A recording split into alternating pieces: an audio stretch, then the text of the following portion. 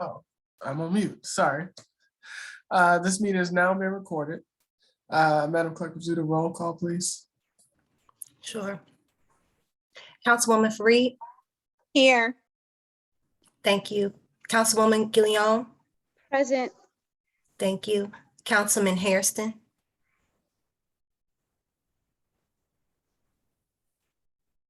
Councilman Herring? Here. Thank you. Councilwoman Jones? Here. Thank you. Vice President Ferguson? Here. Thank you. And President Curtis? Here. We have 6 and I believe 1 late arrival, I'm assuming. Okay, well, we'll make a record if when Mr. Hairston. Sure. All right. Is there a motion to adopt the agenda? So moved.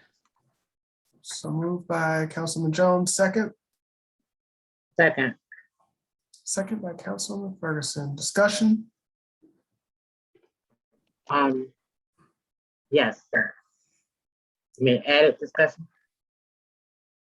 I'm sorry? You mean an added topic of discussion? Yeah, if you wish, yes.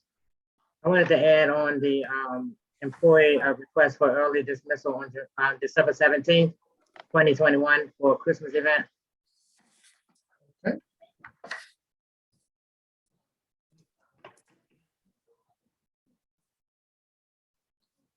Any other discussion?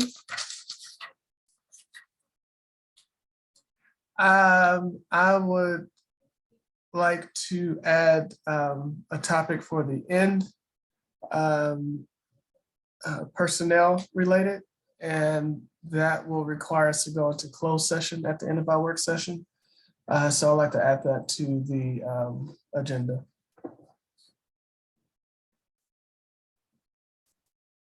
And anything else? Okay, and Madam Clerk, Councilman Hairston is here. All right, well, vote to adopt the agenda with the added 2 items. And just for clarity, so we will go through these items, but I'll stop probably 30 minutes away from the end time to vote on to go into closed session. So whatever we can pick up now, we can pick up now, and whatever we don't get to, then we can move to either next week or our next work session. So we don't be here until midnight. Okay. Madam Clerk, to adopt the agenda with the added 2 items. Sure. Councilwoman Fareed? Yes. Councilwoman Guillaume? Yes. Councilman Hairston? Yes. Councilman Herring? Yes. Councilwoman Jones? Yes. Vice President Ferguson?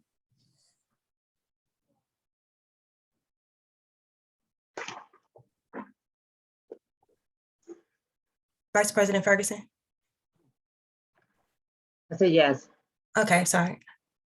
President Curtis? Yes. Okay, we have 7 yeses, this passed. Okay. Well, first topic on the agenda is a review of minutes.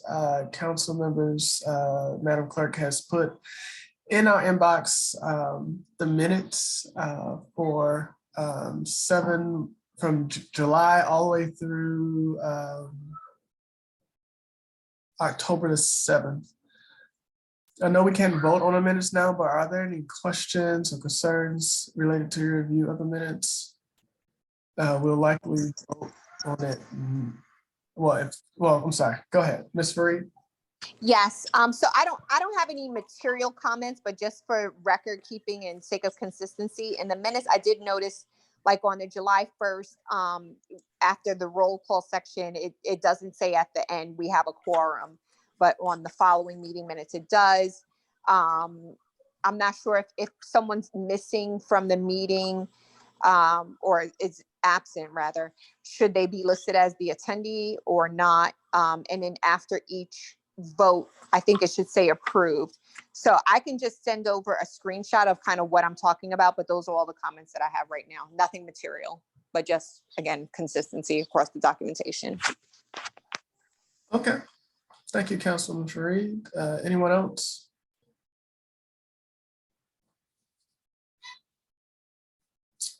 Okay. Next on the agenda is the introduction of legislation to, I'm sorry, to purchase the sandwich boards that we talked about. Let me just pull it up.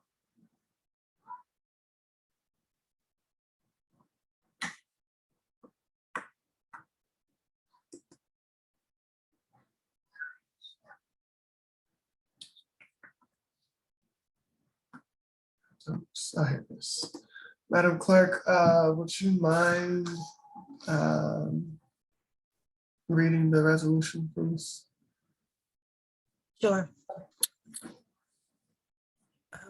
Resolution R-XX-2022, introduced by Derek D. Curtis, Council President, co-sponsors at the request of the administration. Session, regular work session, date of introduction, December 6, 2021. This is a resolution to authorize the purchase of 3 sandwich boards and replacement meeting inserts for 6 sandwich boards. Whereas the city of Glenarden, Maryland holds regular legislative meetings to conduct the will of its residents, and whereas it is the city council's responsibility to announce all meetings, agendas, and legislation to the public within 3 days in advance of the meeting via cable station's website, marquee, and meeting sandwich boards. And whereas it has been determined that 3 meeting sandwich boards have been stolen or misplaced, and the remaining sandwich boards are in bad shape in need of replacement in order to provide proper notification for the meetings. And whereas it is in the best interest of the city to continue doing its business with Signorama to procure the updated signage, and whereas the council appropriated funds for the purchase of 3 sandwich boards and replacement meeting inserts for 6 sandwich boards in the FY22 budget in the Public Works and Maintenance and Street account number 10-60-60-7311. And whereas Section 818 contract procedures of the city charter requires that the city engage in a competitive bidding process for the procurement of goods and services with an estimated cost exceeding $2,000. And now therefore it be resolved by the City Council of Glenarden, Maryland, sitting in work session this 6th day of December 2021, that 1, the mayor or the mayor or council president be and is hereby authorized to sign an agreement in a form acceptable to the city attorney with Signorama of Laurel Incorporated for the purchase of 3 new large billboard A-frame sandwich boards and replacement of the PVC inserts for 6 large billboard A-frame sandwich boards for $12,150, provided that the authorization to enter into said agreement be and is hereby contingent upon the city council's authorization, and that this resolution shall take effect immediately upon adoption.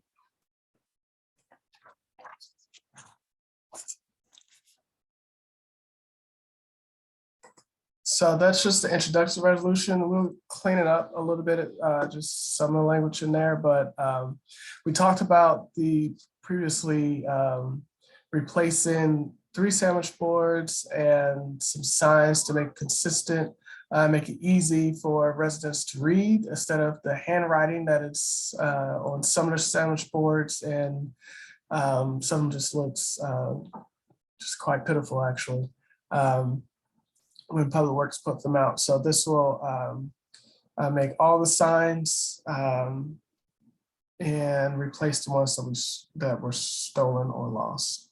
And the expectation is that Public Works now takes care of the sandwich boards, because some of the concern was the treatment of the sandwich boards. So that's the introduction, and we'll put this up to vote in the regular meeting next week. Any questions or comments related to that? Okay. Moving on to the next item, and that is the administrative reports. Has everyone had a Mayor Cross? Yes, I'm sorry. The administrative reports, did you want to go over your mayor's section of the reports? Okay, I take it that those were next week. You need those this week, we can. Yeah, remember we moved the council's comments into this week. So this week is for the council, so we don't take up time from the residents next week. Oh, I understand. Just a second. So overall, for the administrative reports, it's been quite a busy November, December timeframe. We were able to, in this timeframe, support over 500 families through our give services from the city, from the Harvest Day Rewind to Oh Give Thanks and Giving Tuesday.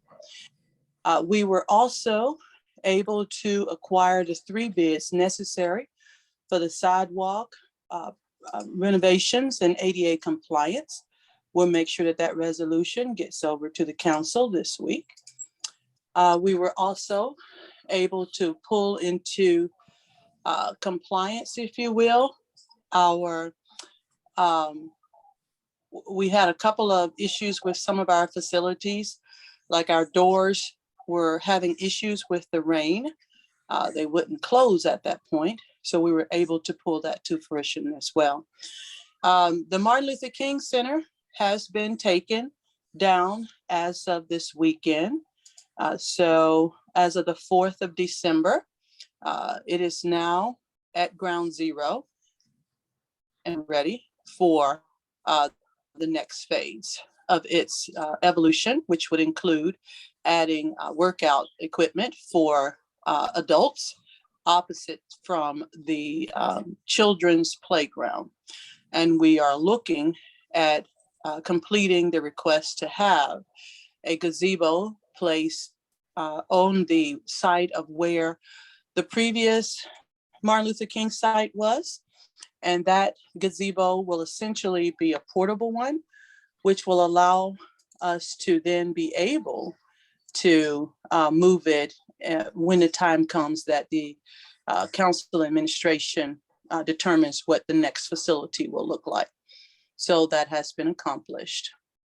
HR actions have been taken for the treasurer, as well as for the chief of police, as well as for the director of public works. So council should have resolutions either in place or on the way for those positions. Just for the citizens' awareness, our part-time code enforcer actually did turn in his resignation. And additionally, our Gold Room coordinator, as of today, turned in a resignation for the 11th of December. So there will be another HR action for Gold Room coordinator. And in the meantime, the second in command of the Gold Room will take forward actions to cover that position until we can receive the full-time hire. The newest commissioner, the council has the resolution from the Glenarden Housing Authority on that. So when the council is available or ready to pass that, then we'll have our new commissioner interviews and be able to move forward. We're still waiting. We had a consensus on GS Proctor and Associates relative to willingness to negotiate payments. We have sent over feedback relative to the inquiry from our October council meeting. Just wanted to follow up to see if there's anything else for GS Proctor as our lobbyist. For DPI, I've reached out to them relative to sidewalks before it transitions for Whitmore Town Center at Glenarden. This is for Ward 3. There are several sidewalks that have now started to crack away. And what we believe has happened is that it just simply was a cover-up, a sheet of concrete, which is now unfortunately cracking off. So we need to have a meeting with DPI and our representation to get those sidewalks repaired before the streets are conveyed, particularly on Swan Wing Court. As we're looking forward into this next event, we have taken action to ensure that we are catering to the awareness of health and mental stabilities. So we will have COVID booster shots being administered at the Glenarden Municipal Center on December the 16th from 9:30 until 2 p.m. So this is for residents that have need of COVID shots or the booster, and that's going to be supported by Ms. Sherelle out of the Glenarden Housing Authority at the Municipal Center Gold Room. We also will have our Polar Express for our children. This will incorporate a movie showing as well. So we are inviting all residents out to that. We have essentially over $1,000 worth of door prizes, so it should be another fun event for our residents. Relative to our need to prepare for our incumbent new city manager, the administration will take actions to ensure her office is ready and ensure that all necessary documentation and back brief is ready for her when she arrives. As far as our media report, we've done a lot of great work in moving the mission forward within the realm of website and communication. Gotten a lot of great feedback from citizens who are now feeling more incorporated. We're expanding that with our need to include a one source dial. We will be putting together a report for the council to consider. The cost is really cheap, so we'll just make sure that we do a coordination with the council on that. When it comes down to our dialer, we do have it on 3 rings before the answering machine picks up. So I believe that has supported the inquiries from the citizens about needing to hear voice versus automated. Prince George's Department of Aging and the Nutrition Center, COVID-19. I followed up with them. Unfortunately, they had a lot of members leave during the COVID season. So one of the things that we're going to continue to strive for is to be able to support citizens in need during this time. and also build more community relations. And with that, we will start a series of sickle cell awareness and cancer awareness. And we'll also work with the Post 275 during the Martin Luther King awareness and into Black History Month. So those are some of the upcoming awareness events. The administration was able to participate in Glenarden's Veterans Day service. We also was able to be Am I the only one hearing? speaker. Was a very great event led by the American Legion Post 275. Went Mayor to Cross? 5 of Mayor our Cross? neighboring cities. Yeah. Uh-huh. Yeah, Hello? you're breaking up, so but I think It's cut out. yeah, it's all right. It's You can hear no, me now? no, it's okay. Does anybody have any questions for the mayor in her report? Yes, I Okay. do. Hi, Mayor Cross. I would just like if you can go a little bit more into the updates you're talking about from a media perspective. Have we launched the new website? I don't. The I new don't think we website have. no, the new website has not launched. What we are talking about is managing the current website, the style and the look of the material that's therein, and being able to bring forward additional communication strategies, whether it be from our media board, our telephone messaging system, and also our social media presence. So we've upticked that to give citizens a little bit more awareness. Now, the other thing that we're doing is a quarterly postcard, which will have all of the events that will come forward in the next quarter. So this is a reach to afford us for residents that do not have internet or connections to have access to what's going on in the city. And that's partnered with Glenarden Housing Authority, as well as we've reached out to neighboring schools if they have events. And we also reached out to the American Legion Post 275. We'll look at Prince George's County for events that are near our area that are of importance for awareness, i.e. like we did for the, if there was redistricting or if there's plans for transportation, Department of Transportation, discussions on zoning, then once those are planned, we'll make sure that hits the postcard. So that's what I'm talking about, an uptick in how we actually are communicating and ensuring everyone's included.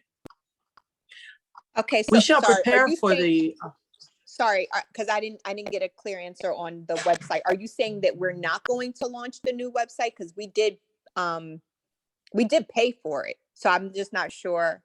Are you saying that you're trying to organize the strategy before relaunching? So this is the strategy before we launch. So Okay. as of right now, we have not launched a new website. So until we actually do launch the new website, this is the strategy to ensure connectivity of the citizens until. Now, the new Okay. website should be out before the end of the year. Okay, great. Mm-hmm.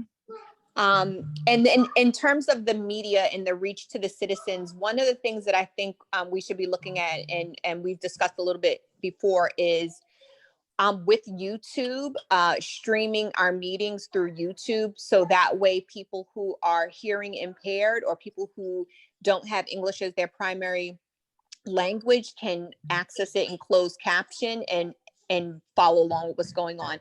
Is that underway, or is that part of your strategy? Yes, and I've talked to Ms. Ward about that. So we'll definitely make sure that we bring that forward more clearly. I will like to give an update on the Comcast had an issue over the past month. Now, that was not on the city's end. Apparently, they had a brownout there at Comcast, which kicked the system off, and they ended up having to shut everything off and hit the recycle button, and then Comcast came back. The issue was we were unable to hear the sound. You could see the video, but you couldn't hear the sound. So I just wanted the citizens to know that Comcast did take the corrective actions, and that should be fixed. Well, it is fixed. Thank you, Mayor Cross. Mhm. Any other questions for the mayor? Councilwoman Jones. This is not a question, but it is a request from citizens and an observation that was made concerning Chief O'Donnell's memorial service. There were three things that citizens saw that were, and this is not to criticize anyone, but this is just to, as a lesson learned moving forward, that citizens would like to see. Number one, the city of Glenarden was founded on prayer. There was always an invocation. There was no invocation at the service. Number two, hospitality. There were no refreshments. We had people come in from the family, come in from Calvert County, Maryland, which is at least a 40-minute drive. We didn't even have water. So the city of Glenarden has always made an opportunity, or not an opportunity, but had made preparations to have refreshments at all of their events that of this nature. And number three, they felt like that they weren't given an opportunity to acknowledge the chief themselves. I noticed that two of the employees, Miss Allen and Miss Jones, Miss Allen has worked with Chief O'Donnell for 13 years. Miss Jones has worked with Chief O'Donnell for 7 years. Some of the things that Miss Jones related to the family, no one would ever have known that except that Chief O'Donnell said those things to her, and she was able to relate things like the joy of his grandchildren, some things about his wife and his sons and his daughters that only someone that would have sit in an intimate environment, such as a work environment. When you're in a work environment, you get to know your coworkers pretty well. And then some of the citizens that Chief O'Donnell would go out every day and would be out in the community. And I can say on my street, 2nd Street, around between 10 and 11, he would come by, and the citizens that wanted to talk to him, they knew that he was coming by, and they would stop and talk to him. So some of those citizens also felt like they were not given an opportunity to participate in this memorial service. So in the future, I can only agree with them. In the future, I hope that we would, it doesn't take a AA or BA or MA to do event planning, just to bring, like I said, the invocation, which the city was founded on prayer. We always have prayer, and the hospitality of having refreshments for people. In fact, Delegate Harrison came in the door looking for water, and we had to provide her water from my car. And to acknowledge, let other people acknowledge the 13-year tenure that Chief O'Donnell served this community well. Thank you. Thank you, Councilwoman Jones. Are there any other questions related to the mayor's report before we move on? Okay. I do have one more. Councilwoman Fareed? Yes, regarding the gold room utilization, it would be helpful if we could see a breakdown of how often the gold room is being used, and of those events, how many are gratis versus ones that are bringing in revenue. I know when we were looking at the budget, one of our concerns was, the viability of the gold room. So it would be helpful to kind of see if, with some of the restrictions being lifted on COVID, if we're getting the utilization and starting to generate a revenue stream from the gold room as we had hoped for.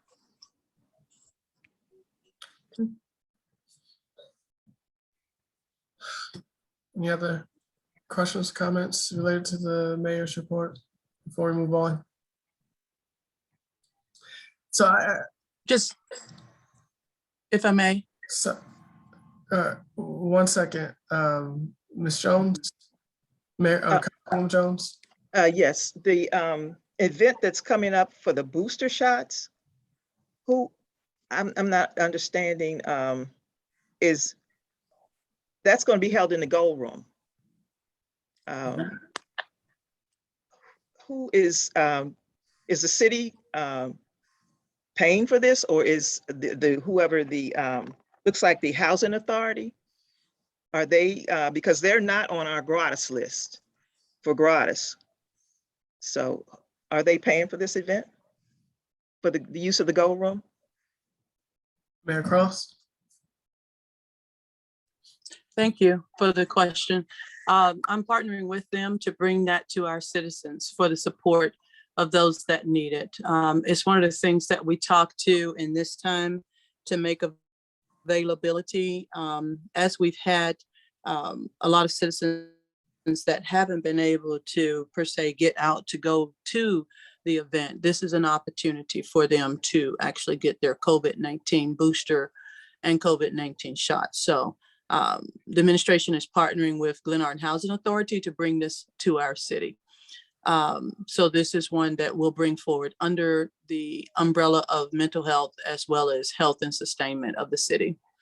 I will speak to Chief O'Donnell arrangements. We did communicate with the family. It was not requested that they would have food. We asked that question. They didn't want it. Relative to needing to have the report of the Go Room, I take that one for action, and we'll make sure that we do that. Thank you. Thank you, Mayor Cross. Councilwoman Jones? Let me say this about that. Whenever you invite someone into your home, you always have refreshments. If you had called me and asked me if I wanted refreshments in an event like this, I would have thought you wanted me to pay for it. That's why you were calling me and asking me. Thank you. Okay, so I'll just go through the report since we have a lengthy schedule. I take it that everyone's read the treasurer's report. Are there any questions for Treasurer Stewart relating to the treasurer report?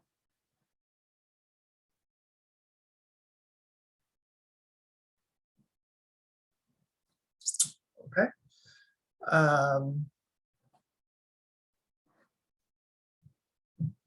Chief, well, are there any questions related to the Chief of Police report?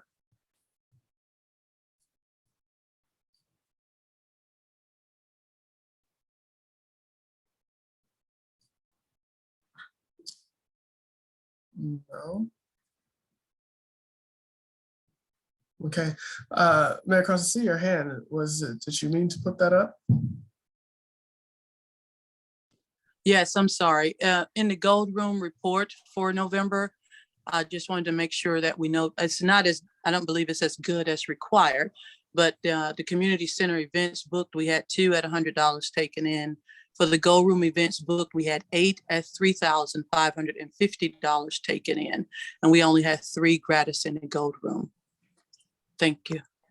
And that includes Chief Harvest Day Rewind. And we had the one event for expungement. Thank you. All right, well, we'll move into topics of discussion. And so I don't forget it. And it's related to, this month, so we can't move it into next work session. I'm sorry, Councilman Guillaume, did you have a question? Yes, I was still going through the report, Council President. I apologize.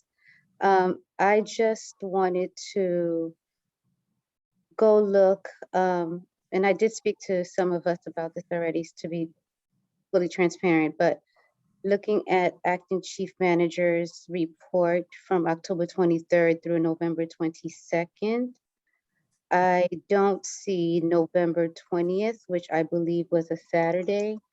I don't see any calls or anything being reported about that day when there was a call made for activity happening on Johnson Court.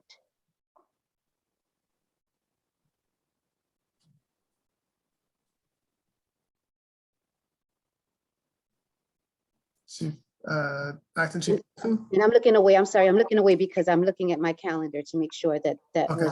was, yes, that was Saturday, November 20th, going into Sunday, November 21st.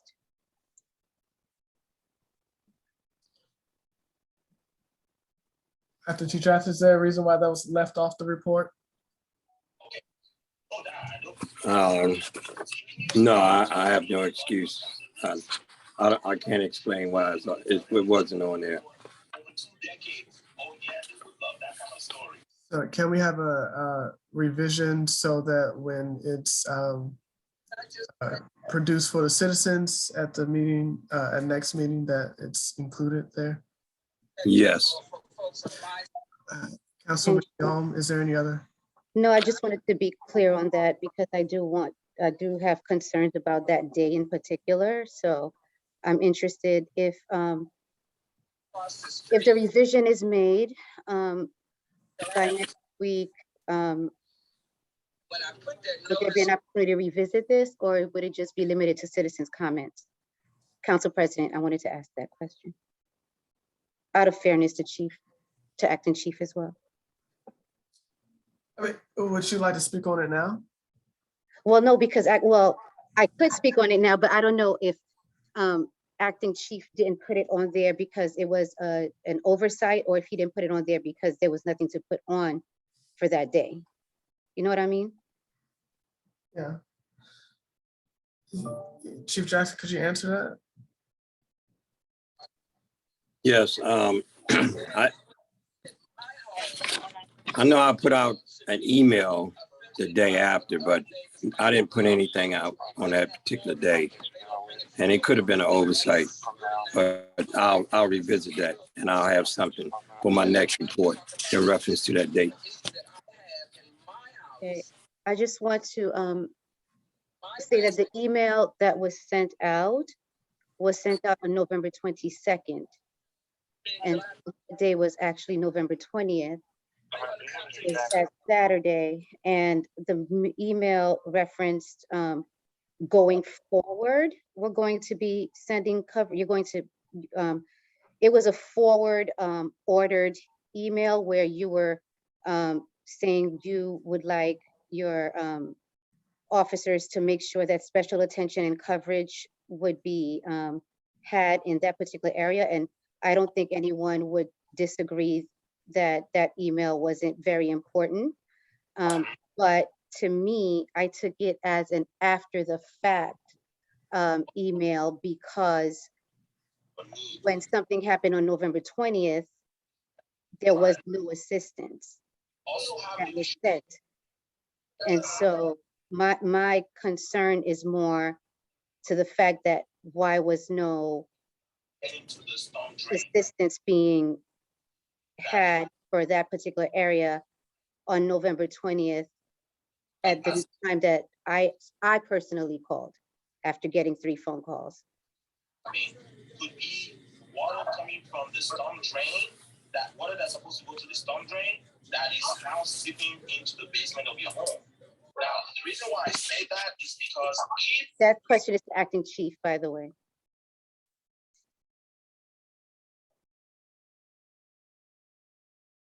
Acting Chief, you're on mute. Sorry, we can't hear you. I'm sorry. What was your question again? I just mentioned it. What I stated was I placed the call on Saturday, November 20th. Your email went out to your officers on Monday, November 22nd, telling them to go and make sure that coverage was being made for that particular area. My question is, why weren't the men or women, excuse me, the officers sent out there on November 20th, that 2 days prior, basically?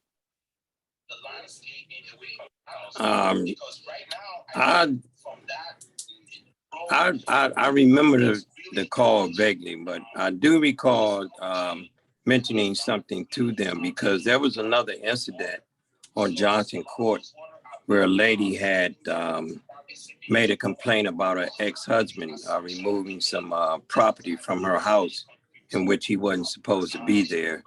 And one of the officers was supposed to be getting a warrant for the husband, because I think he took the surveillance cameras off the house. So I can't recall everything that was said in the conversation that I had with the officers. Okay, so if you, I'm sorry for taking, this is very important to me because I am everybody who has heard me say this over and over again, I'm very big on equitable coverage on all parts of the city. Equitable treatment, excuse me, for not just policing, just everything.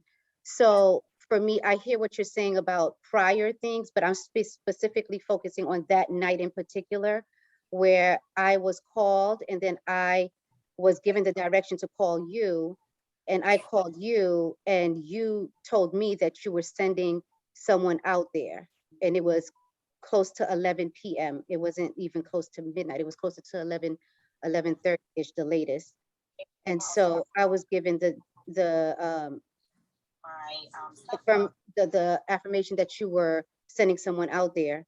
So later on that, well into the night, around 3 o'clock in the morning, I received pictures and no aid was out there or had come out there. So I'm trying to specifically address that day, not anything prior or after, but I'm just again focusing on what happened that day in particular.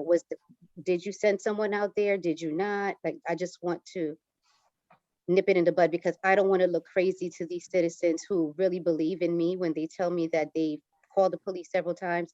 They don't get a response. So now they're trying to see if I can do something. And I told them I contacted the police and the police said that they'll be sending someone over there. And hours later, I'm looking crazy because there was no aid that was sent out there. So I'm trying to see where the ball was dropped. If a ball was dropped, what happened exactly?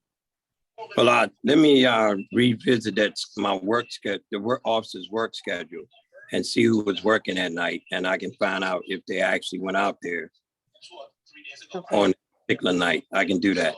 Okay, thank you so very much. I would very much appreciate that. And when you do get to the bottom of who you dispatched, if you dispatched, if you could please send it to the council member, to us as a council offline, who this officer or officers were that you dispatched, because it's not okay if they said that they went out there and they did not. So, Okay. Thank you. I don't have a problem with that. Councilwoman Jones. Thank you, Council President Curtis. I just want to bring clarity to the administration in reference to the sidewalks. I'm not asking, but it's required as part of the protocol when we're getting ready to do a project like this, that all 3 bids be submitted to the council with the resolution. So I'm asking that I'm expecting to see those 3 bids be submitted to the council. That's part of the protocol for doing that kind of project. Thank you.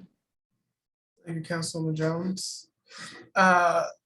There's one other thing, Acting Chief Jackson, about Costco. I know that you guys are doing some work over there.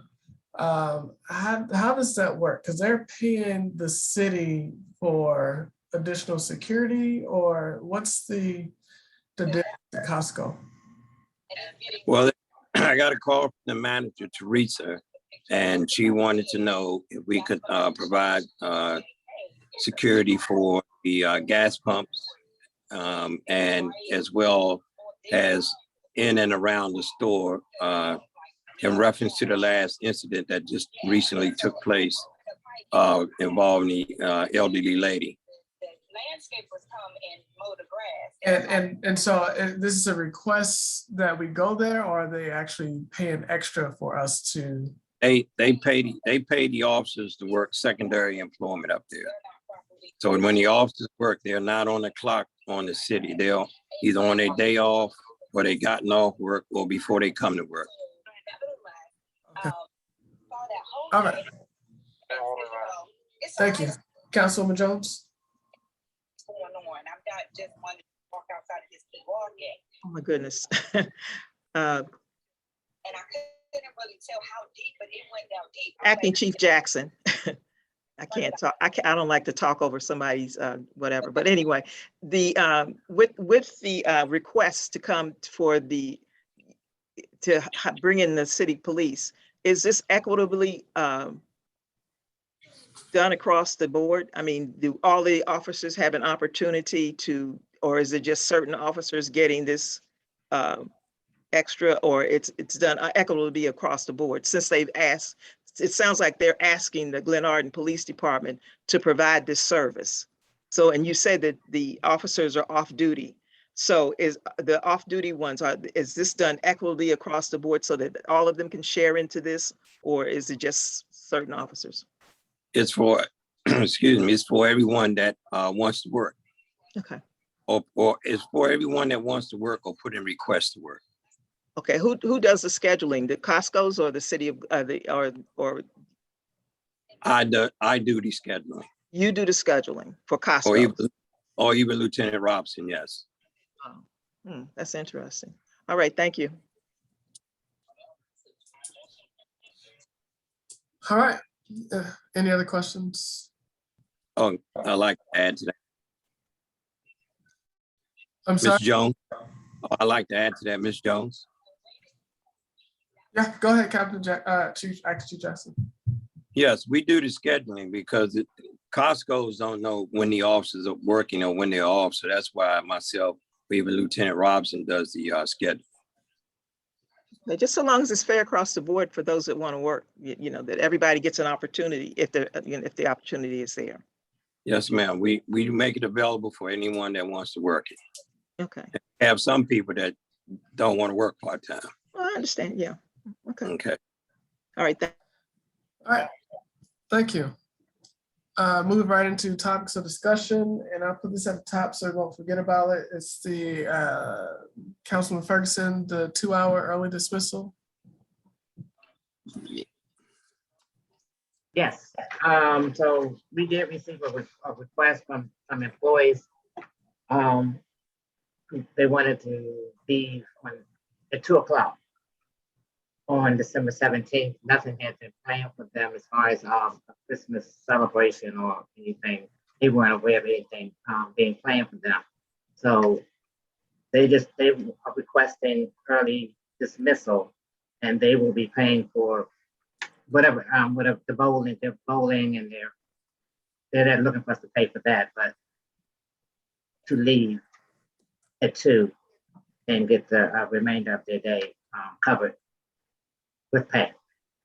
So I just want to bring that up. I know some of the council had voiced their opinion about, yes, they said yes, but all of them did not. So I wanted to see if we could visit that, all of us, and to make that happen or not. Councilwoman Fareed. Yeah, so I was fine with it. I didn't respond because once we had 4 people say yes, we had, you know, a quorum. So I didn't think it was necessary to respond. But I do wonder though, do we not have money in the budget that would be able to kind of support that activity? I mean, the staff works really hard. I don't see why we wouldn't be able to pay for that event for them. I'm sure we could. I mean, that's just didn't come up. I mean, the main thing, I mean, we can revisit that as well. But they wanted to just to be able to leave early and be paid for the full day, which is not a problem. So we can visit that too.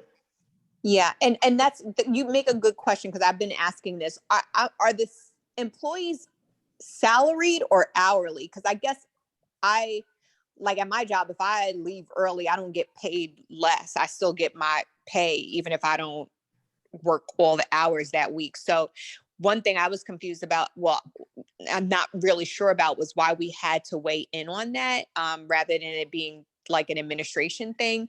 Why the council would need to weigh in on that? And is it because they're hourly? And so if they don't work 40 hours, they don't get paid? They are hourly. Okay. And why does the council have to weigh in on that as opposed to it just being like an administration decision? Councilwoman Jones? Because the monies, the legislative body is responsible for all money spent. And that's why it has always came to when I was council president and Mayor Estes was the mayor, he wanted to do the same thing and he came to the council president, which was myself, and we discussed it with the HR person. And it was determined that it was okay because of past practice. They have always allowed them to leave early. We allowed that to happen. So anything that deals with monies being spent is a council legislative body responsibility. Okay, thank you. You're welcome. And I don't think I responded either, Councilman Ferguson, but I'm fine with it as well. I was of the same mindset as Councilwoman Fareed that I saw 4. So so I didn't respond, but I should have. So my apologies.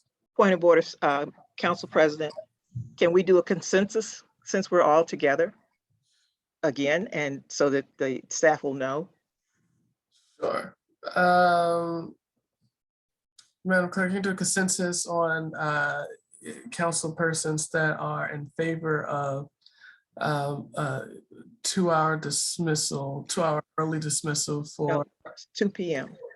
I'm sorry, I'm thinking about my son's school. Early dismissal at 2 p.m. on what date was that? December 17th. December 17th. Can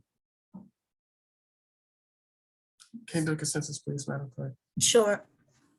Council President, 1 second, I'll come to you after our consensus, Mayor Cross. Councilwoman Fareed.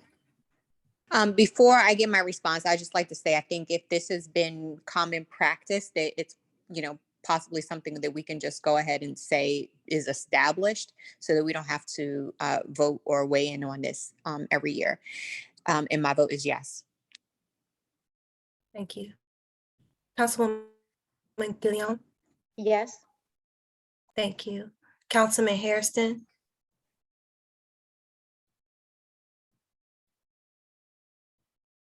Councilman Herring. Let me just say, yeah, it has been the common practice to give this employees, either we give them a holiday party or, let them leave early. So I see no problem with it. Yes. Thank you. Councilwoman Jones.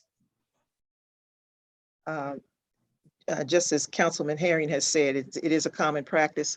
And I know Thanksgiving, they were left at 3. So it's not going to be the same time for, this Christmas we're doing it at 2.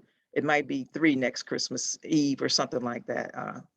But it's commonly been at 3 o'clock, but just so that, it may change. But my answer is yes. Thank you.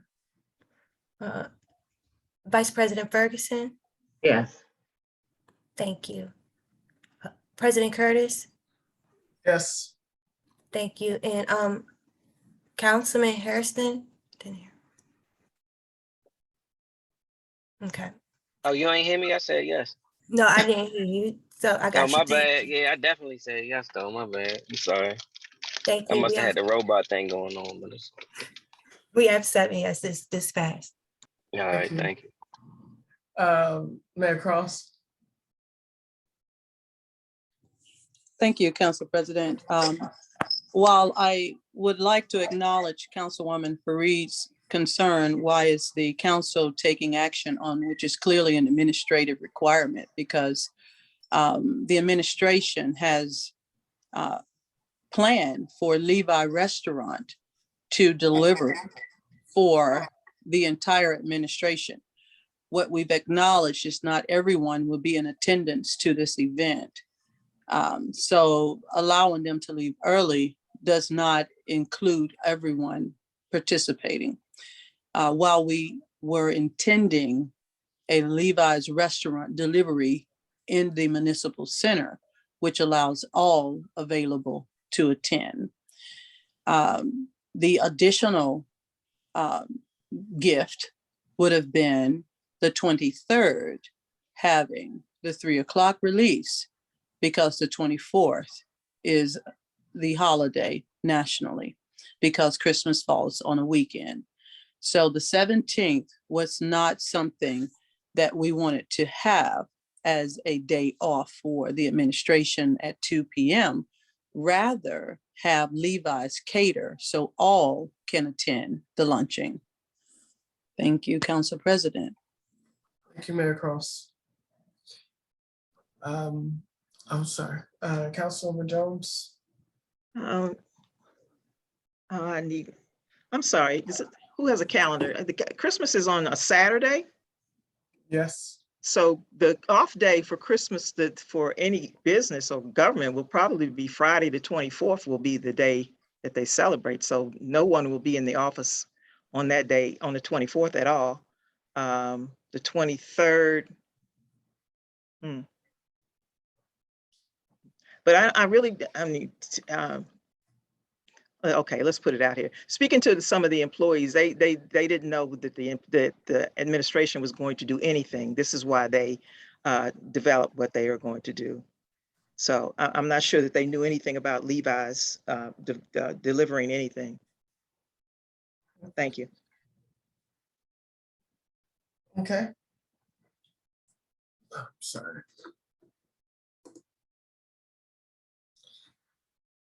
AA and NA meeting. Yes. Yeah, I wanted to bring this up because I was talking to one of the people who actually leads the AA and NA meetings. And he was telling me that they were told to come take their stuff out of the building. And I'm trying to figure out why was that done when that meeting has been in this building for over 50 years.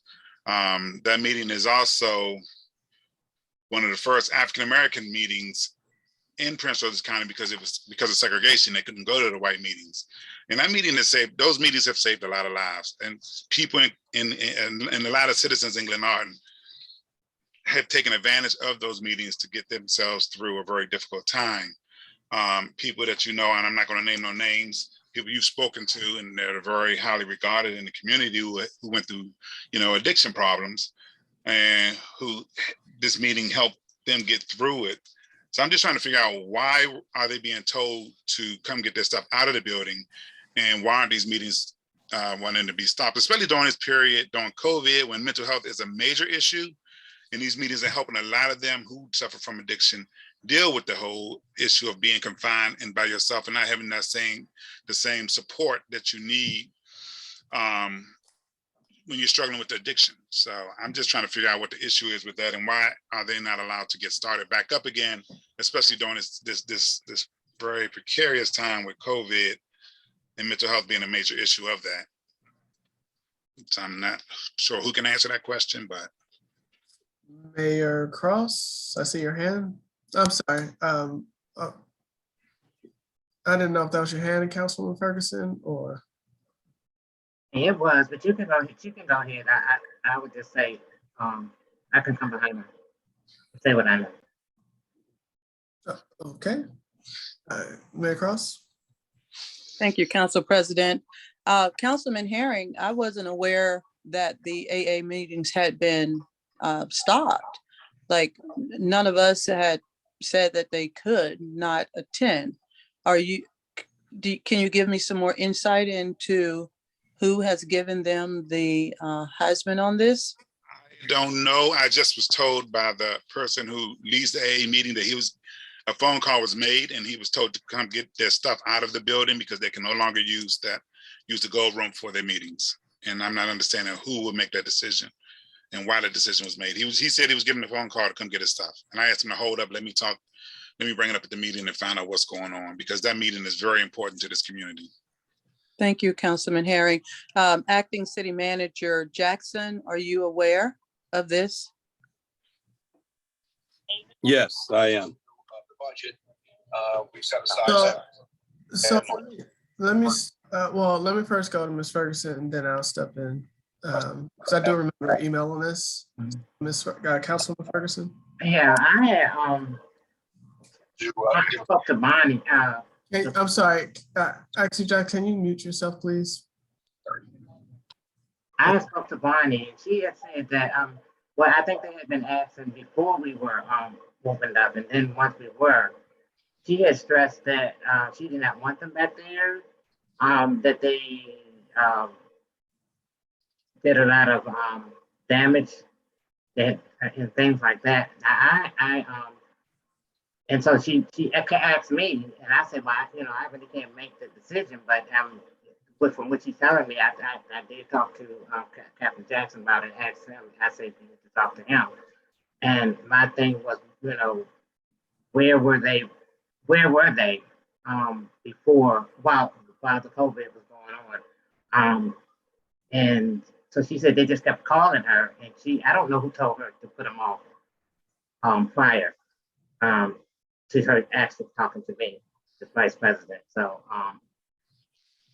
she kind of kept going around and around with it. So my question was, if they were there, wherever they were, why couldn't they stay there? And she was supposed to be letting me know about that. So that's about it that I know of. And then I did ask her if they were coming back, were they going to be a new contract? And she didn't know anything. So that's my. I have a question before I say something. Are they on the gratis list? So I see someone saying no and Ms. Guillaume saying yes. Oh, I guess I thought they were. I'll not shake my head no more. Okay. Councilwoman Jones, you're on mute. No, they were paying something, I think like $3 a meeting or I think it was $25 a meeting. for a month. No, From what I was told, it was more $20 a month. Yeah, I could be wrong, but that's what Bonnie said. So and they met 3 days a week, which averaged approximately $1.67 a meeting. Because they 3 days a week. That's what I was told. It was 3 days a week, 4 weeks out of a month at $20. But they were not, I mean, in other words, they were not, Goddess is not paying anything. okay. So I do recall an email on this, Councilman Harry. The email, I have to search, it was just to piggyback off Ms. Ferguson that one, we hadn't had those meetings in 2 years, and two, when we had those meetings, that they abused the space and the damage they were caused were pretty much costing the city money. And acting city manager asked my opinion on it, and I said, well, you know, if that is the case, then they should not be allowed in to return. But it's not my decision to make. But my opinion was that if someone is abusing our space, that then they should not be allowed in that space. But I did not make a decision in myself to tell them not to come out, even know who is in charge or what have you. I was just simply asked for my opinion, and I gave my opinion based on that. Councilman Fareed, I see your hand. Yeah, I mean, I think we need to kind of revisit all of this from the point of them being gratis or not, whether or not there was damage. I want to echo what Councilman Herring said. Personally, my father is 26 years sober, and that Glen Arden meeting before they were shut down was very much a big part of his life. And I think that we need to take into consideration what is happening in our community now, the effects of COVID. So we had issues before, but even more so now. And as a community, we need to be coming together to support people in their time of need, and not what I'm kind of getting from this conversation. It feels a bit dismissive. So I really want us to kind of take a look at what we can do to support this organization, what the damage is. I have been to many NA meetings, and I don't see how they would have been causing damage. But if there's damage, then that can be addressed. Narcotics Anonymous and Alcoholics Anonymous are self-sustaining organizations. They pay their way. If there is a fee that we want them to pay, that can be discussed. If there's damage, that can be discussed as well. But I definitely don't think that it should be a phone call just telling people to remove their things. So I really think we need to look at this seriously, address the leadership if we know who they are. If not, I can help get that information and see about providing them a space so that they can meet. And maybe the community room is a better place for them to meet than, I don't know if they were, I don't recall if they were meeting in the gold room or not. But I think this is a major way in which we can support our community in this desperate time. And for clarity, yeah, I don't think Ms. Ferguson was, or I was, being dismissive of their meetings. I support, people who are seeking help to get support for substance abuse. So in no way was I trying to be dismissive. Question was posed to me about the space, and I gave an opinion on, clearly if people are respecting our space, then I think they should be able to use it. But if people are abusing the space, then they should not be able to use the space, no matter who they are.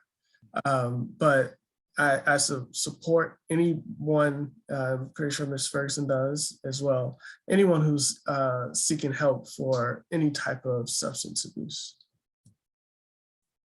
Councilwoman Jones.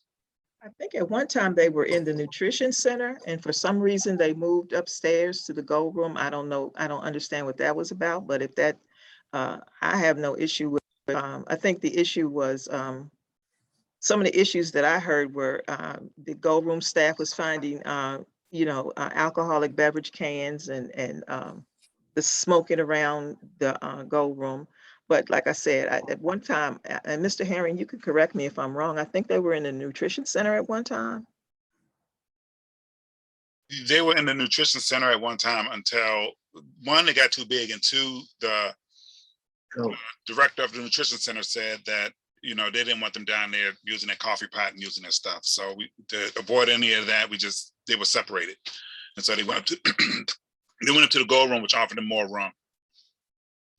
Okay. I'll go to Councilwoman Ferguson and then Councilwoman Guillaume. Yeah, I remember them being in the nutrition center. I thought also that they moved because up to the gold room. They were in the gold room because the gold room wasn't available, and then when it was, they moved back. But I also want to say too that I, do not have a problem, with this type of organization. So many people know that my youngest son has struggled many years with drug abuse and addiction. So it would be hypocritical for me to even do that. So I know the struggle is not only with the people, but even as a parent. So I was thinking maybe, especially since I think the nutritional center is not, we're not being sponsored with the $11,000 again. So maybe they could go down there if they're not too big, go down there. But the other thing that was said that there was a lot of coffee stains and things that the carpet had to get cleaned in order to rent it out. So it was just a lot of work as far as keeping the coffee stains up and everything like that. But I just want to mainly say that, we could, again, I'm in agreement with Fareed as well. We can do something, but we just need to get a plan to do it. Councilwoman Guillaume. Thank you, Council President. I was just going to say what Council Vice President briefly mentioned in the beginning, which was, I recall it being at the, I recall the meetings taking place in the nutritional center. And I believe it was because the Gold Room at the time was closed, and this was around 2017. That, at least when my memory comes to mind, it was around 2017. Okay. Well, Acting City Manager Jackson, can we just reach out to whoever leads that organization and discuss like the terms, I mean, in coming back to the city, just, and I guess working with the attorney to draw up an agreement or something, whatever it takes to have an understanding of what's expected of the space, respect of space, because I don't want to be dismissive of the concerns from the Gold Room director either. And so if we could just, get them to sit at the table and talk about an opportunity to come back under the right circumstances, so that, people can come to Mr. Herring's point and Ms. Fareed's point to get the help that they need. So if you could reach out to them, that'll be great. Yes, I can do that. Mr. President, one thing. Yes, sir. Councilwoman Herring. I'm sorry, Councilman Herring. I mean, it really bothers me when people put stuff out there that's not really accurate, because I've been to those meetings, I've seen those meetings, I've been through there after those meetings, and I haven't seen any more damage than when you have a cabaret. You may have a few coffee stains, but those can be gotten up with a damp cloth and water because the carpet is treated. Other than that, that's all they have is coffee. There's no other damage that's done. They have coffees and chairs, and that's it. As for, and even now with COVID, they don't even serve coffee any longer because they don't want to share cups and stuff. So I haven't seen any damage to the extent that you would kick somebody out of the room. Now outside they do smoke. You need to get them away from the building. They all of them smoke when but that's just natural. Our staff smokes. They're out there smoking. So but to the extent of damage to that room where an organization will be kicked out of it, I don't see it. And as for the organization, as Councilwoman Fareed said, they're self-sustaining. They want to pay something, so we just put it at a bare minimum, just so they can pay something, because they want to pay something. And if the council felt they want to take that up a little bit, okay. But I don't want to price them out of the venue, because again, it's a give back to the community. It's to offer a service that can help somebody, going through some troubled times. So yeah, that's all I wanted to say. Thanks. Thank you, Councilman Herring. Okay, so, action items, Acting City Manager Jackson, please, reach out to them so they can, come back to the Gold or the municipal center, wherever it may be. I will. I'll make a phone call this week. Okay. Wegmans. Yes, this is basically directed to the mayor. And Mayor, something I've been hearing going around, and I just want to clear it up. I want to clear the air because I don't know if it's true or not. That somebody made an allegation against Wegmans that they're discriminating against the African-American community, or they don't cater to the African-American community. And you went over there and addressed the issue with them. I'm not sure how accurate that is. I'm just saying what was told to me. I know since Wegmans has been there, they have been a very, very good community partner for the city of Glenarden. They've given us grants. They've sponsored our events. They've done everything they possibly can to be a good citizen, basically, because it's in the city. It's a citizen, and I just want to know: is there any truth to that? Because that's a very, very strong allegation against a business that's trying to make, that's trying to be a good community partner in the African American community. When I started working on a project back in 2003, it took a lot for us to get businesses up in that complex, because a lot of businesses didn't want to come to Black communities because we always redline, because they say we don't spend enough money, and Wegmans was like, well, we're going to come, you know, because we think we can bring a positive to your community, as well as offering, you know, great value and a great choice in healthy foods. So I just don't want nothing going out that, you know, they're discriminating against the African American community, and I don't want nothing going out there. Our mayor is out there saying that they are, you know. So I just want to make sure we clear the air on that, just to find out what is true and what is not true. So I mean, if you could speak on that, that'd be great.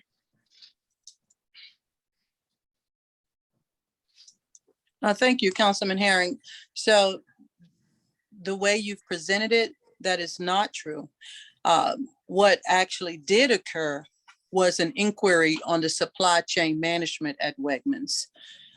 Following COVID-19, we all were aware that the supply chain has suffered. There are several citizens who have expressed concern about the amount of produce and products that are available there in the Wegmans.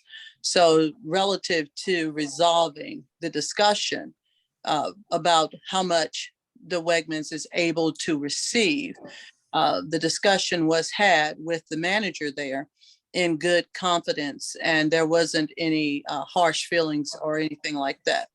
What we were following up with is a understanding of how and if Wegmans is sustaining any troublesome or quorums, if you will, with the then ongoing supply chain management issue. And we found out that in fact they are. And the reason that they are is because many of the regularly acquired foods like snacks, like the children's snacks, for instance, because some of the children did not go back readily to school, were consistently off the shelf. Gatorade consistently off the shelf. So many of the parents were concerned that the Wegmans was not supplying the amount of resources that was required to sustain the community. So what we did discover in that meeting was not only are they supplying the amount of resources, but the act of discrimination never came up. What we did have an understanding of was, where does our Wegmans fall in the distribution line? So there are 3 Wegmans, and all of the Wegmans receive their food and their resources off of the same truck. It is also that we found out that the actual distribution is based on purchasing. So as citizens purchase, then there's an automated system that essentially sends a request out for those supplies to come in.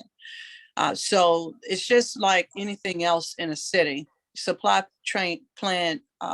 management has caused an issue with some of the goods, like certain tissues that you want, but that doesn't mean that they don't have tissue.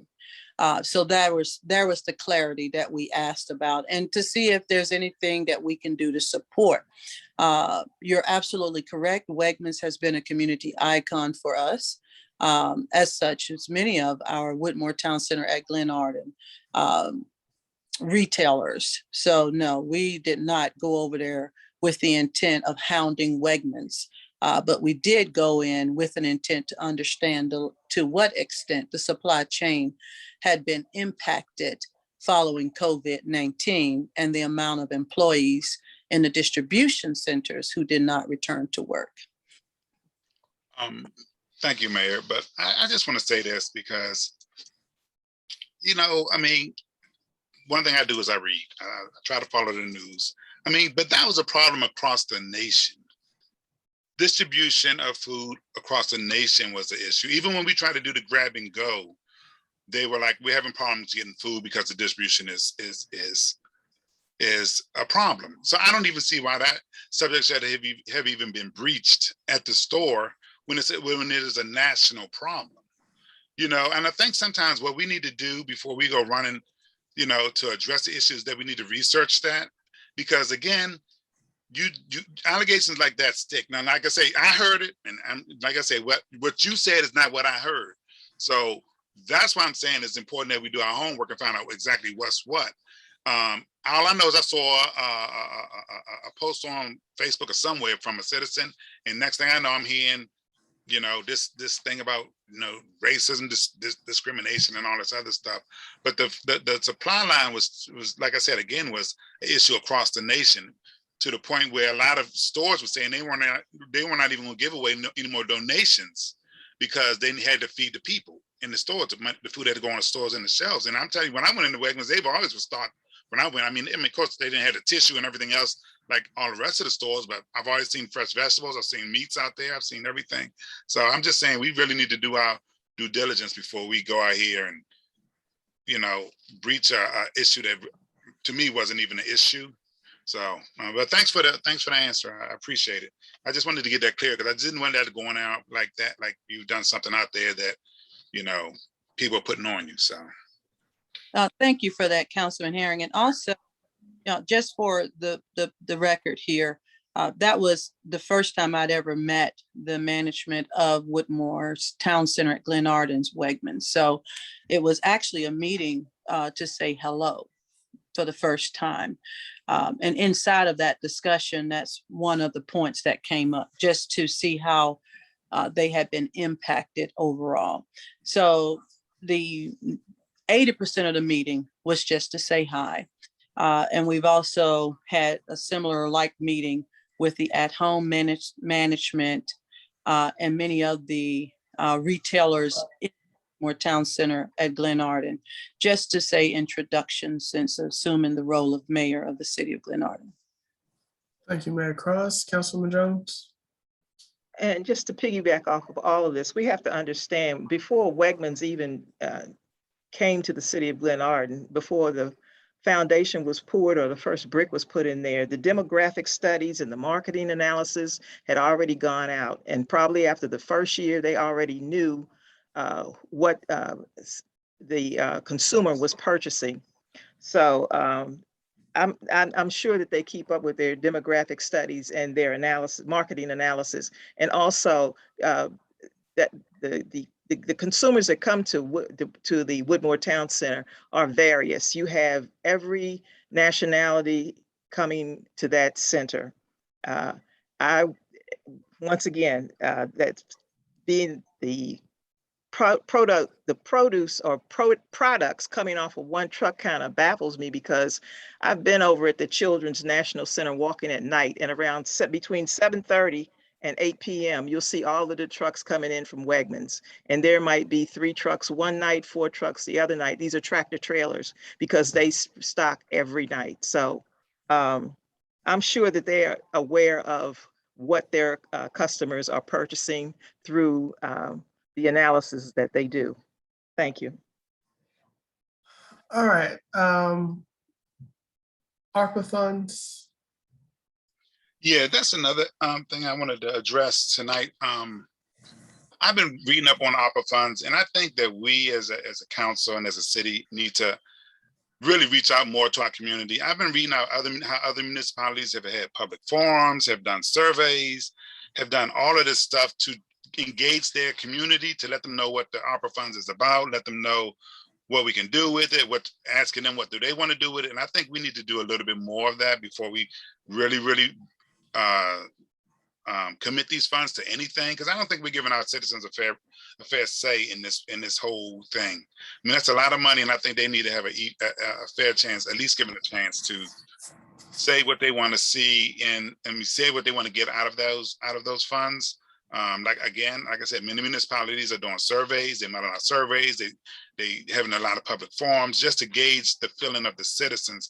And I think that we're lacking in that. And I think we need to move forward doing some of that before we fully commit these funds. So that was my only issue on that. And we can discuss it, later if need be. Thank you, Councilman.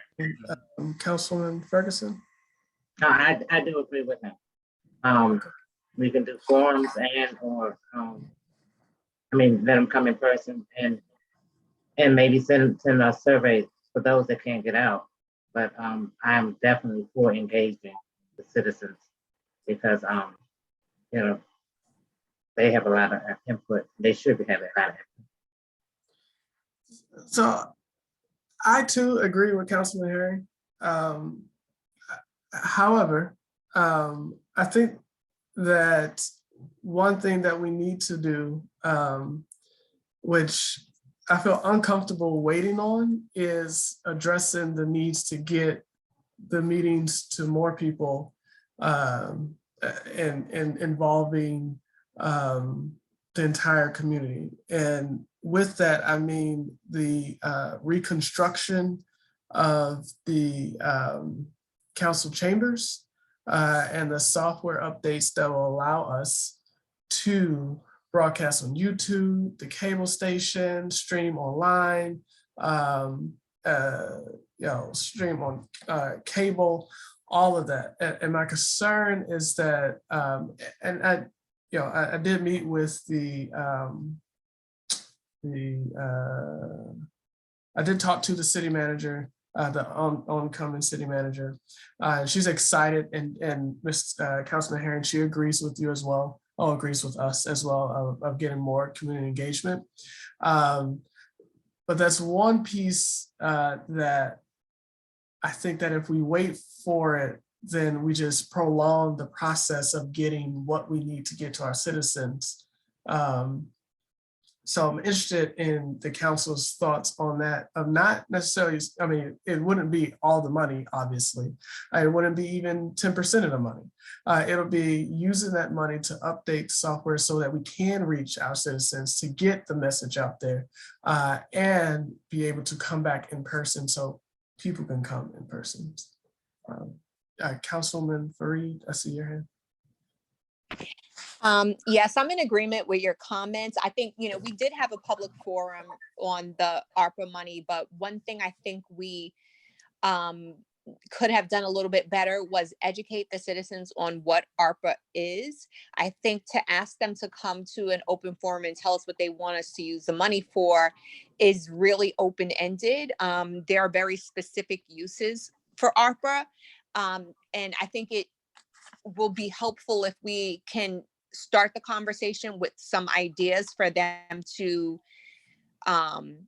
voice opinion on, and that will kind of get the brainstorming session going. There are technologies that we can use, and it's not just for this, but just as we seek to get involvement from citizens throughout and get their commentary on ideation, which is basically like brainstorming, crowdsourcing, getting people's ideas on things, software that applications where that can be done and that can have a broad reach so people can kind of put their ideas in.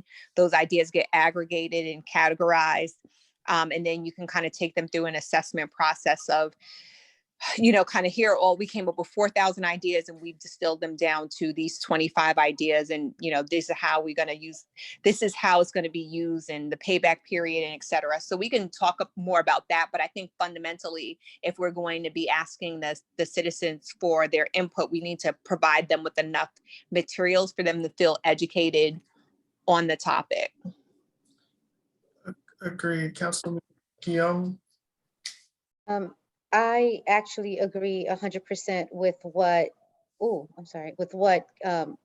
Councilwoman Fareed just mentioned. So that was part of the stuff that I was going to mention. And the other thing that I was going to mention is, I know the mayor mentioned that she's doing something with, we all talked about Glen Arden Housing Authority and their recent event, but I do also know that they're starting to have certain meetings. So thinking about opportunities where there are resident meetings already taking place around the city, and seeing if council, or at least a council member, can go there and try to explain to them about ARPA and what their ideas would be. So just trying to take advantage of the citizens, of the opportunities that come up for citizens who are not online, who don't even know about these, who don't attend these virtual meetings. So. Great. And Miss Barber has implemented something similar, Councilman Herring, of what we're all talking about. So I'm confident that she can come in and put these things together and help educate the citizens of Glen Arden, and move forward with that. Mr. Herring? Yeah, I cannot stress enough how I think it's important that we have some of these meetings in person, because a lot of citizens are not getting information via Yep. social media. It's important that we have these, like I said, we had the meetings in person. I mean, I'm hearing from citizens that keep on asking me what's going on in the city, even with this meeting. What's the agenda? You know, I can't get to the agenda. I'm like, yeah, I go to the website. I don't have the internet. How else can I get getting the meeting information? So then I say, well, you know, is it on cable? Because usually there's a number on cable. They say the meeting is coming up, call this number if you need information. I'm hearing it's not even listed. It's not even being advertised on cable, these meetings. And I'm not understanding why every one of our meetings should be advertised on a cable station with a contact number to get information. So, you know, I mean, I think we're doing an injustice to our seniors, a lot of whom are not, you know, computer savvy. So it's important that we reach out to them and get their input. I agree. I've been approached at Costco gas, at Wegmans. I've received countless phone calls about us getting back in person because we're not servicing our entire population, which is why I agree with the education, and I agree with the waiting until we hear the feedback. But I do would like to at least move forward with getting that space ready so we can get back in person. Councilman Jones? I had a citizen approach me also and was wondering why we couldn't go back into the gold room like we did the meeting that we had back in August. He indicated that, you know, everybody was 6 feet apart, and it was, you know, we all wore masks, and you know, he was wondering why we couldn't use the gold room. So that might be a thought until we can really move into the council chambers, you know. Anyone opposed to that? I don't think it would be on I'm not sure it'll be on the cable though. It would be, Yeah, that's the point. Immediately on. It would be like, I guess it wouldn't even be a Zoom meeting. Maybe Zoom and then some kind of, it wouldn't be on cable, I don't think.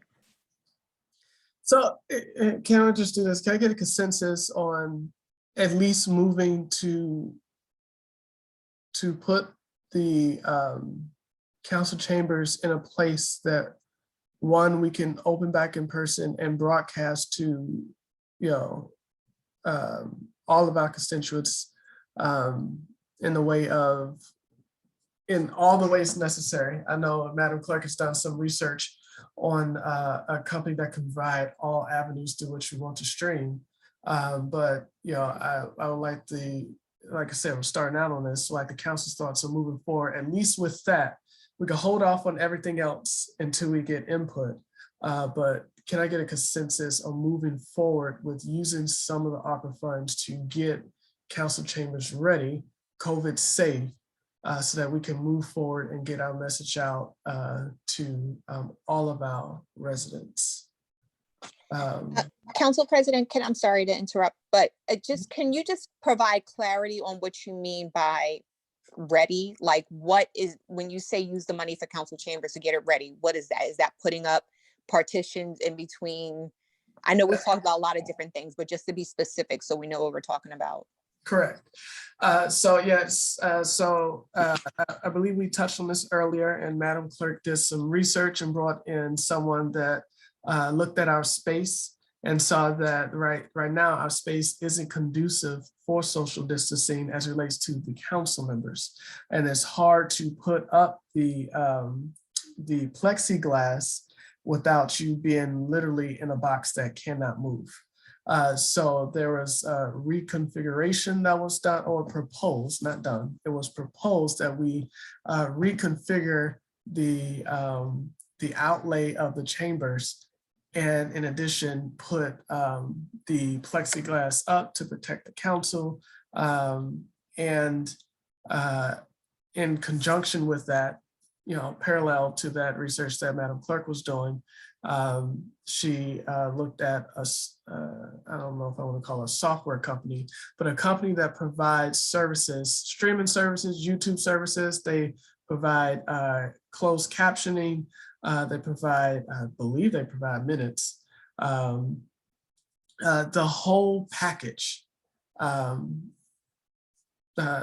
Cameras, broadcasting, everything. So when I say get ready, I mean just an agreement from the council that we can move forward with continuing to bring people in, and we have the green light, because no need to bring people in if we're not going to move forward to pay people to make the council chambers ready. So when I say move forward, I mean finishing off the estimates and sitting in a demo with this software company, and then making a decision and moving forward on that decision. All right, Councilwoman Jones. I'm sorry. Well, Councilwoman Fareed, does that answer your question?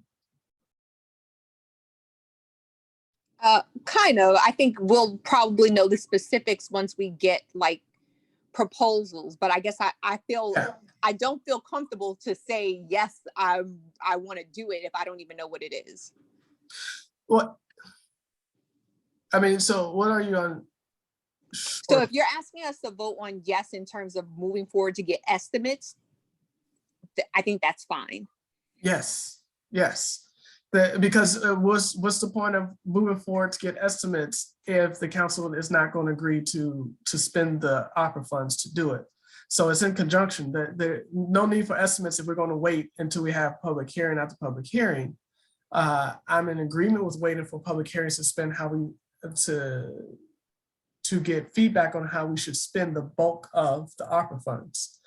I want to get a consensus on moving that the council is ready to, at the very least, move forward with the small piece to get council chambers ready. And that means, yes, coming up with estimates. And once we have the estimates, we make informed decisions, and then we move forward with voting on whether we spend the money to proceed with those estimates, the work those estimates were given for.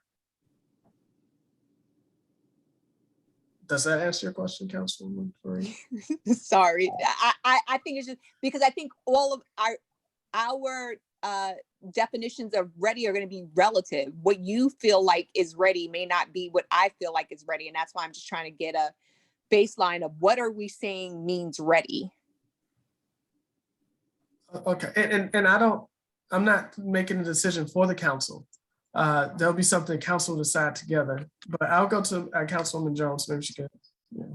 Well, it's just getting the bids and getting proposals as to, getting the 3 bids, because this is going to be more than $6,000, and seeing what we need to do from experts as far as addressing the council chambers.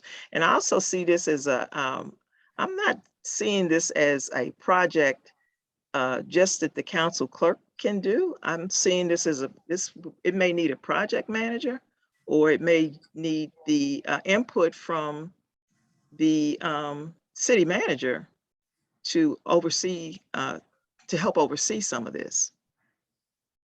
Because it's just not going out buying plexiglass and getting a vendor to come in, a contractor to come in and say, we're going to put some walls over here, we're going to do this. It's well, not necessarily walls, but we're going to put some plexiglass over here, some chairs over here. This is something where the council chambers may have to be refurbished completely, to have the COVID distancing and safety that we need. Mm-hmm. And at every stage, there'll be something that'll be presented to the council. So there's not one person that would make a decision in a vacuum. We'll get the bids, the proposals, it'll be brought to the council, and everyone will have a voice. If anyone feels that it's not adequate, your voice will be heard. But it's just to start the process, because again, there's no need to start the process of bringing people in to look at it if we're not ready to do business to get to eventually that point. Councilman Harry? Yeah, I want to agree with Councilwoman Jones on this. I think there should be a committee of council members, 3 at least, to look at this project. It's a major project. It's the council chambers, it's our chambers, and I think that the council members know what we need and know how it should be configured and know what should be done down there. But just let me say this as a council member. I honestly do not feel comfortable spending a whole bunch of money, grant money on ourselves, on the council chambers when there's other needs out there. I really don't feel comfortable with doing that. So I can tell you right now, me as a council member, I will not support it because I think we got curb cuts that need to be done. We just a small few curb cuts that we saw was $178,000. You know, other things that need to be done out there that can basically help people. So funneling a lot of money into our council chambers when there's other needs out there, I just don't feel comfortable doing it. That's just me as a council member. So. And I appreciate that, Councilman Herring. But I just want to, you know, push back a little bit that we don't know how much it costs. So to say that it's going to be a lot of money is not accurate. We don't know. We're just doing the research to see what it would cost. Well, I mean, because I agree with you. If it comes back $100,000, I wouldn't pay that either. But just moving forward, because I think the overall goal is to get as many people involved as we can. And so that is the purpose, and that serves the people to be able to witness and have transparency in what we're doing, the decisions we're making, and being able to come into the council chambers. Everyone feels safe. That is what I'm referring to. Councilman Harry? Okay, I mean, I do know when I was speaking about this before, they're looking at just the basic was like $80,000, you know, so I'm just saying, you know, I just think that there are other needs out there that we can use this money for than refurbishing our council chambers with the latest, greatest. So, all right, thanks. Thank you, Councilman Harry. Councilwoman Jones? But therein, we go back to the issue of citizens wanting us to be able to, there are citizens out there that want to come back want to come to the meetings. They want to be involved in the meetings by participating. So now we got, how do we, if we don't do something to the council chambers to make this happen, then we're back at square one where citizens are asking, when are we going to have in-person meetings again? So what do we do?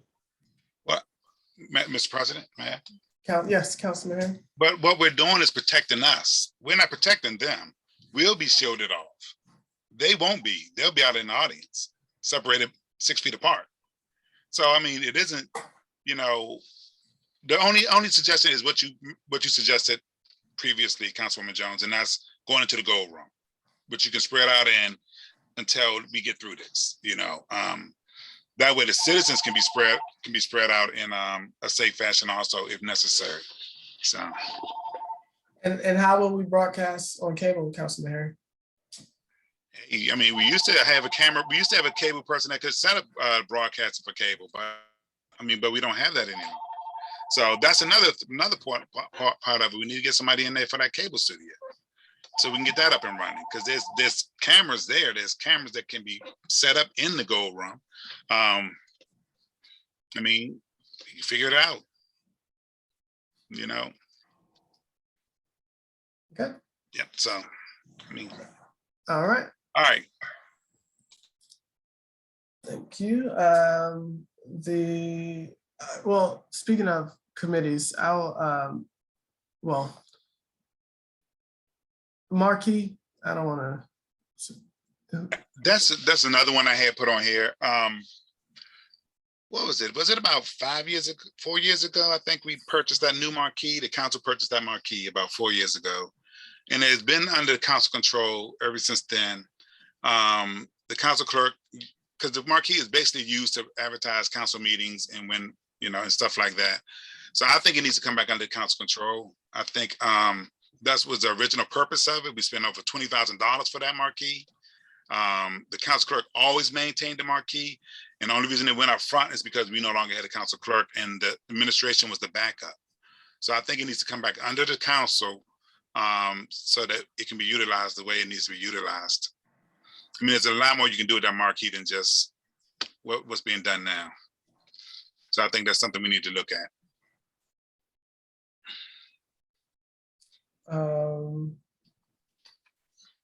Any other council members before I go to Mayor Cross on this topic? Mayor Cross? Thank you, Council President. To Councilman Herring's comment, what is not being done with the marquee that you would like to see done, sir? Mayor, that you can do graphics on that marquee. Holiday time, you can put holiday graphics. You can put 4th of July graphics. You can put the wording on there so it actually can be seen. There's a certain that the marquee is designed for three lines per 3 lines of script at a certain size and a certain thickness in order for a person who's driving down 704 at 40 miles an hour to be able to read it. That's not what's happening today. I mean, you cannot read that marquee if you're traveling down the highway. I can barely read the marquee coming across from Ward 1 and going over to the town hall, you know? So, and the thing is, like I said, there's so many other things that can be done with that marquee. That marquee is being used like our old marquee, which was a basic marquee that just did lettering and that's it. You know, there's so many other things that can be done with that. And I think that, again, the council purchased it and the council purchased it to advertise their meetings. And I just think that, you know, the council needs to get control of it again and where it was originally. So that's my feelings on that.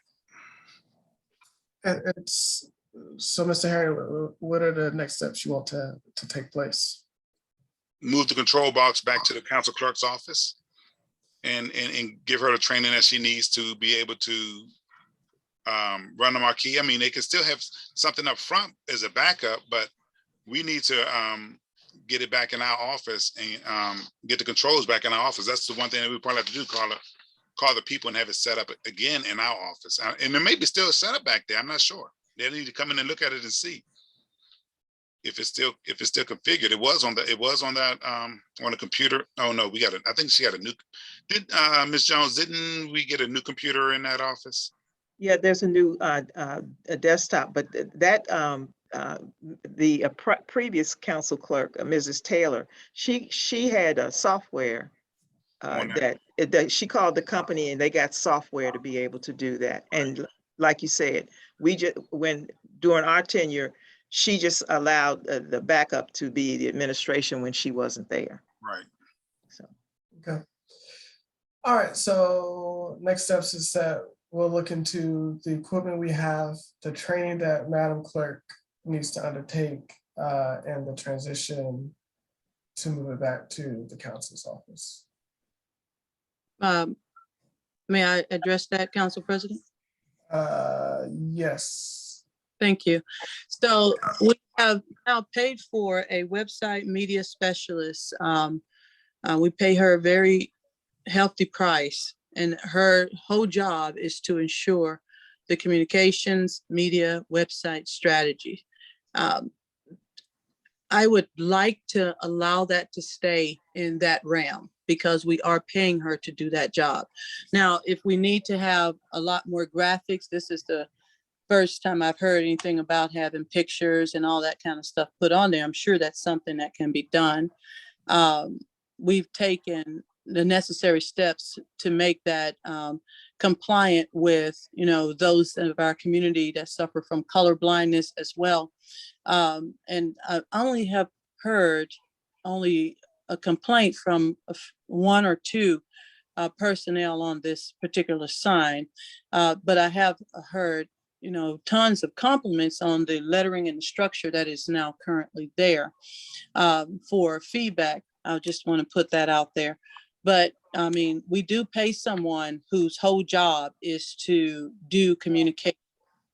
I think that is a good use of her skill sets as well.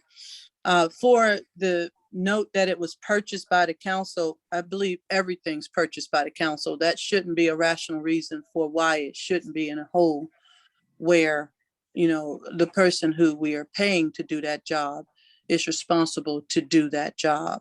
I believe that we purchase items not for the council, but for the city of Glenarden. And that's for all things that happens across the city. That marquee shouldn't just be an advertisement for the council. Rather, any and everything that's happening in the city could actually go on that marquee. That's my proposal. Thank you, Mayor Cross. Mr. President, Mayor. Yes, Councilman Harris. Mayor, the marquee was purchased originally. All the marquees that the city have had were purchased by the council to advertise their meetings so that we'd be in compliance with the Open Meetings Act. Yeah, we advertise other stuff on the marquee, and we're not saying we're not going to, you know, because we've always put up everything that we needed to put up, events and all of that other stuff. But that's mainly what it was for, to get word out to the citizens about these meetings. And again, that's what I'm saying. There's so many other features that can be done with that, with that marquee. I guess my issue also, Mayor, you talk about the media specialists and everything, but I have a problem with that when you're talking about the media specialists, yet we haven't finished a new website. We done paid almost $12,000 to $13,000 for this website, and it's stagnant. These people are waiting for us to finish it. Now that's what the social media person should be working on right now. And that should be her top priority.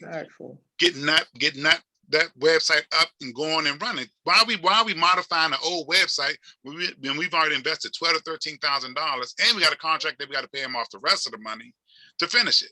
I think the total was like what, $22,000, I think it was.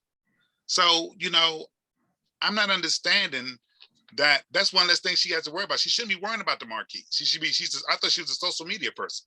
You know, so we need to get the website up and going, and she needs to be focused on that, getting it up, getting it going, so that we can have a top-rated website out there instead of what we're working with now. I mean, what we're working on now is a Hyundai or Yugo. We got a Mercedes sitting in the garage that we can't even drive. So I'm saying we need to move forward and doing what's best for the citizens, and getting a decent website up and getting that marquee back to the council. Yeah. Sorry, just to add on to Councilman Herring, we actually paid the contract in full, which is why I'm concerned with the fact that we have not launched the website yet. As of the summertime, yeah. So we no longer have that contractor who was assisting us. The training has been completed and delivered to all the persons that should be trained. So at this point, the timeline that we had when I was heading up the website committee, we would have launched the website already. I believe we paid him the final payment. I actually signed that check, and that was maybe a couple of months ago. And now I really have a problem with that. You know, that's a major issue. Thank you. So, I mean, Mayor, if you could briefly respond, please. So thank you, Council President. Currently, what is being worked is the migration of the data over on this website. So it's not on us. We've already done the work that we needed. They're actually doing the migration now.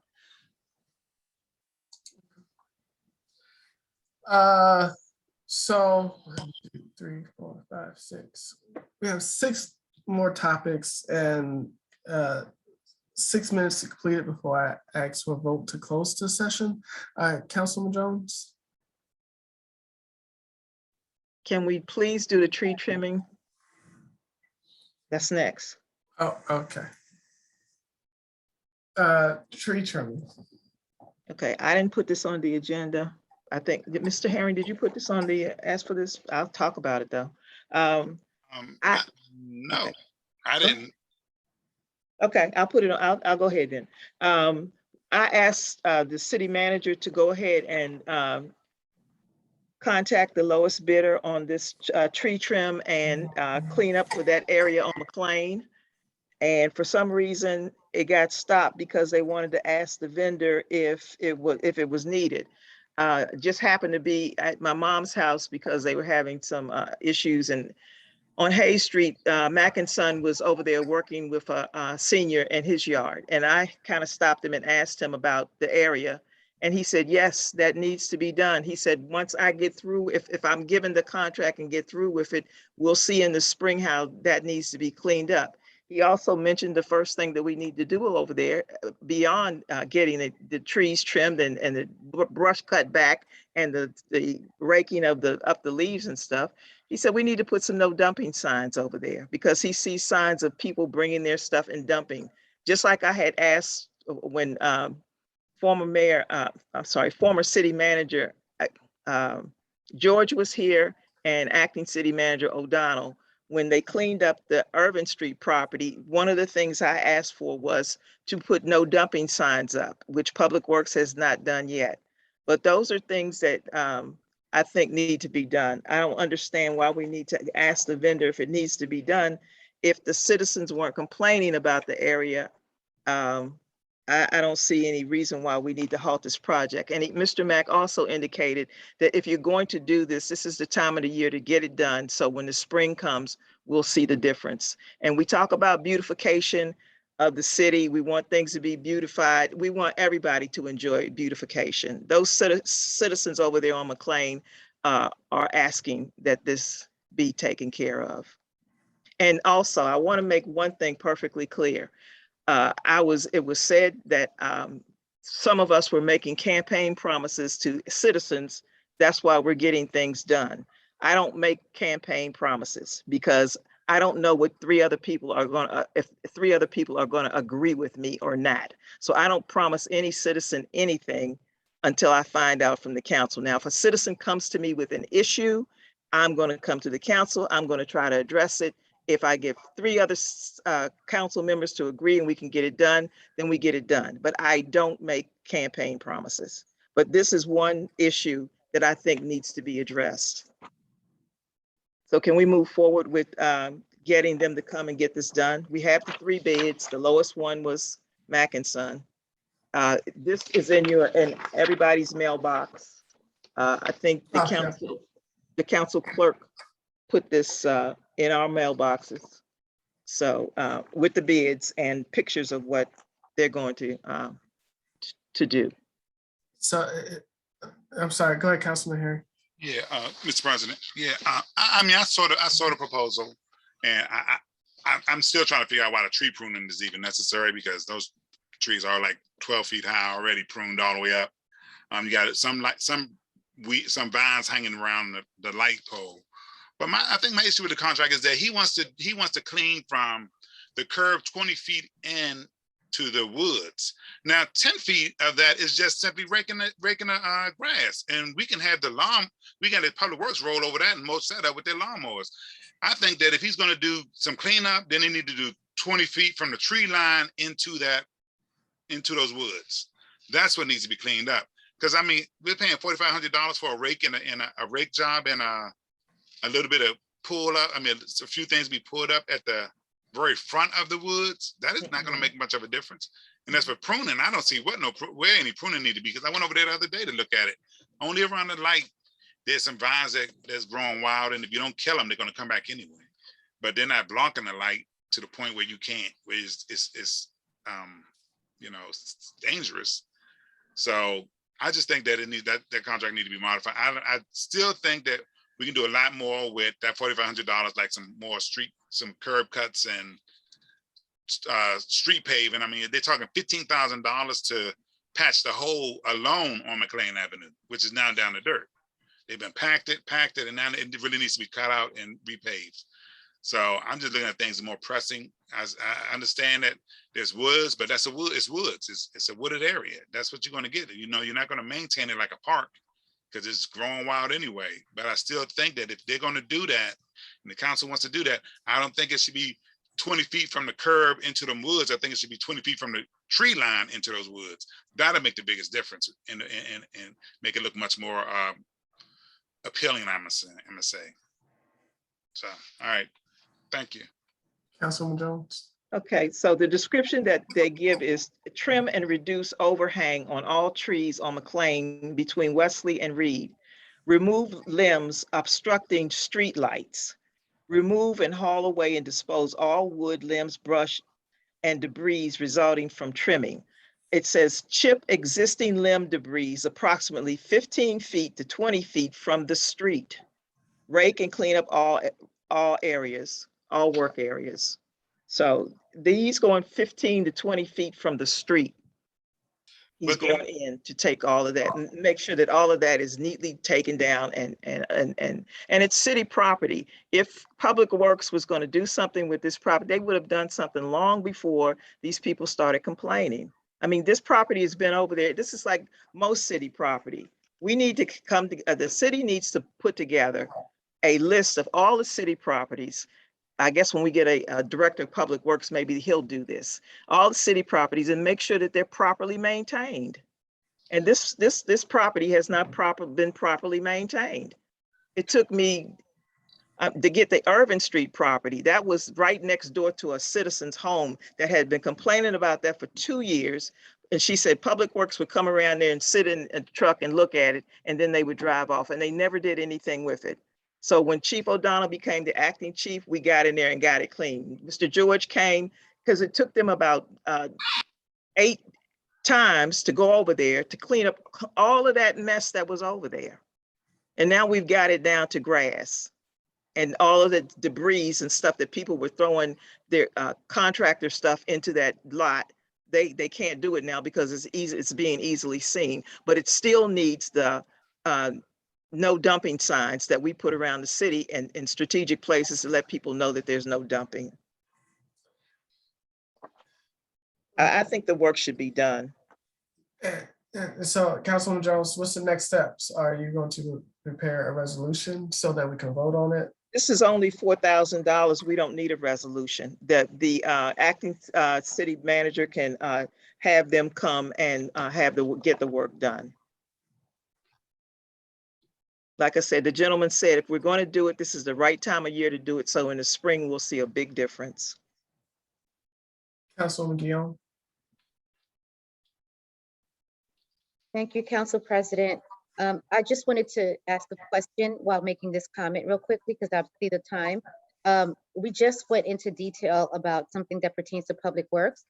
And I know that we went immediately from acting chief's report to comments. I'm sorry, to the to be discussed section. So there was a section on here that I did have questions for Public Works in the report. Will there be any way for us to talk next week? Or, next week, or is it just solely going to be citizens? I think there could be room for brief comments from council members if we wanted time. Okay, and I promise it would be brief. It was just, again, based on the report, like I literally went through the administration report. So that's why, and given the sense of all the heightened conversation that just took place about Public Works, I was like, yeah, wish I had time to do that. So that's all. Thank you. Mm-hmm. There's just so much stuff to be done. It's hard to try to compact all these things into 2 hours, especially for our work session, when we're charged with getting things done and working through a lot of things, so can actually put it into action. I did want to touch on, I'll ask Councilwoman Fareed, did she want to touch on the turnover of more town center streets? Because I know she mentioned it, but I'll just leave it to you, Councilwoman Ferguson. Councilwoman Fareed. Yes, just briefly, Mayor Cross did touch on that in wanting to make sure that we were involved prior to turnover. My comments were more so once the streets are turned over, the city is going to be responsible for them. So I want to make sure that that's being considered in the fiscal year 23 budget. And I'm not sure if the mayor has started preparing that, but the 3 attachments there, and you may have received this already, Mayor Cross, from DPI. That's where I received it from.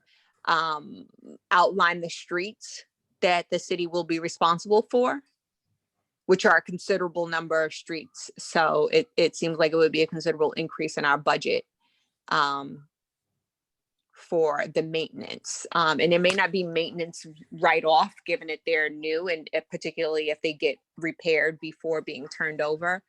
But that's that on that. Okay. And one last thing, because we won't have, to our residents, I do apologize. It is really hard to put this all into 2 hours, but the only option is that we kick the can down the road to the next work session. So, we have gone over, and I think it's important that we at least touch on a couple of these topics before. And we obviously have the option of remaining on the meeting or dropping off, but I think a couple of more of these are important. So, and Mayor, just so you could, I hope you got everything that Councilwoman Fareed just said, and that there are plans for that in the FY23 budget. Yes, thank you, Council President, and we are tracking that. That's why one of my concerns is before we do transition those streets, that the issues with the sidewalks, when they actually had to move the apron in because they were uncoated, they missed the coating. So when they were rectifying the code violation, what the DPI repaired many of these sidewalks with was just a thin sheet of cement on top, which is now cracked off of many residents, and it looks ridiculous. So before we transition these streets, and I have talked to DPI about getting these streets taken care of, the sidewalks, particularly where they move the aprons before that's transitioned. So we do need to have a close relationship on this, the administration and the council, before this actually the action taken, to ensure that DPI does their due diligence to transition us as close to 100% ready as possible. Otherwise, it's a weight on not just the city, but the HOA. Thank you. Councilwoman Jones. Councilwoman Fareed, I've noticed that they're doing a traffic study or traffic analysis on at the Circle and up by former Mayor Estes' home. Are you aware of that? Do you know what the purpose of why they're doing that?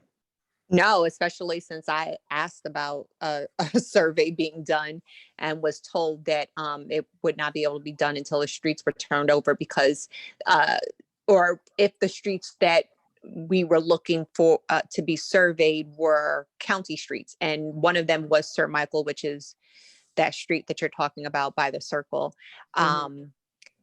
So I'm surprised to hear. Yeah, that and there the is other a survey Circle happening. too. The by Ruby Lockhart. Yeah. Well, down. Ruby Lockhart is a county street, and I don't believe those are part of DR Horton, like this turnover.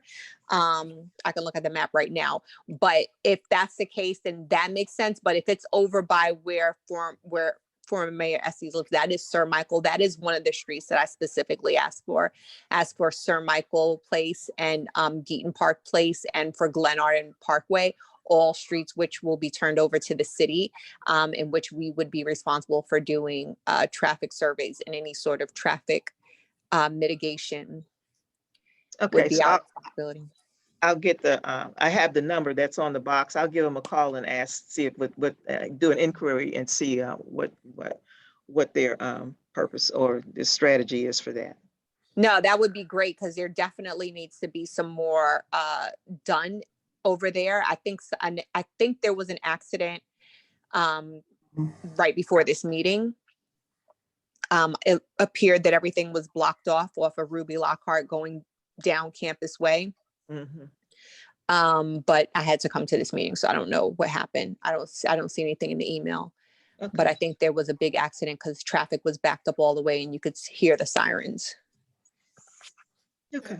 The other one was on Glenarden Parkway, but I questioned the position of it, but I admit that I don't know what it's measuring. Because when people speed, they don't necessarily speed by the Circle. It's almost impossible to speed by the Circle because you have to slow down.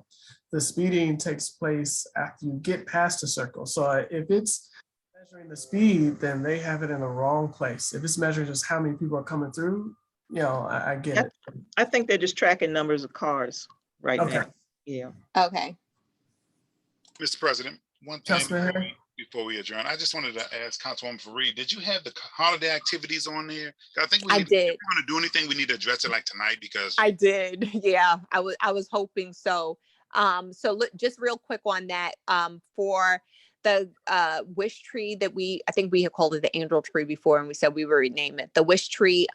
That is with the Glenarden Housing Authority, and so the children have kind of put their wishes down, and so the next step is to create the Amazon wish list and then advertise that so that citizens can purchase the gifts if they'd like.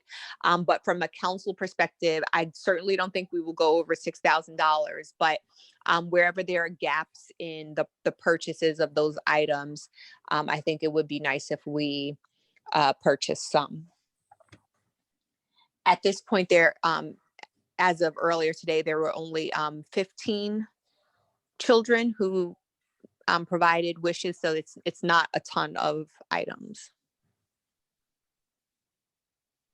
And for the other one, the holiday cards, this is really a no-cost activity, something that families can do remotely, is kids creating, making cards for the seniors over at Glenarden Hills. I thought that would be a nice way to cheer up the seniors, since we're not doing the event that we typically do.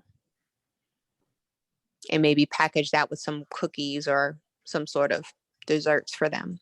So just wanted to get your thoughts all on that. I'm happy to coordinate that, but just wanted to get the council's thoughts since we hadn't talked about that before. I think, Mr. President, may I?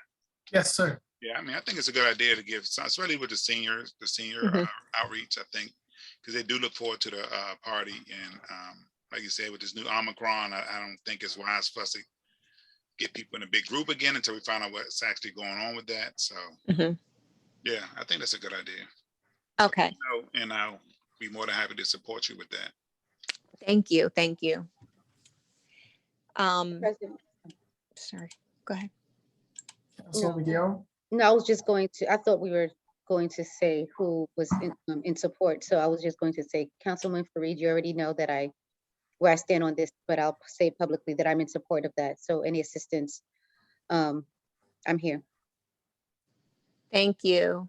I am too. Thank you. Me as well.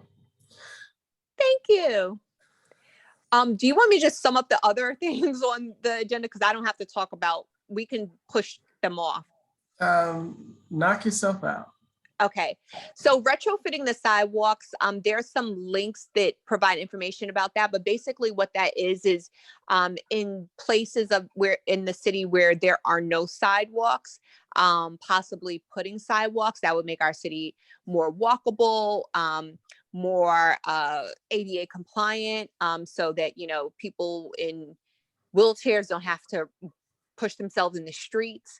It just improves public health by people being able to kind of walk places. It reduces emissions from so many cars. It reduces traffic. It reduces or it improves traffic safety. So there are kind of a lot of reasons to add sidewalks to the city. ARPA funds can be used for that.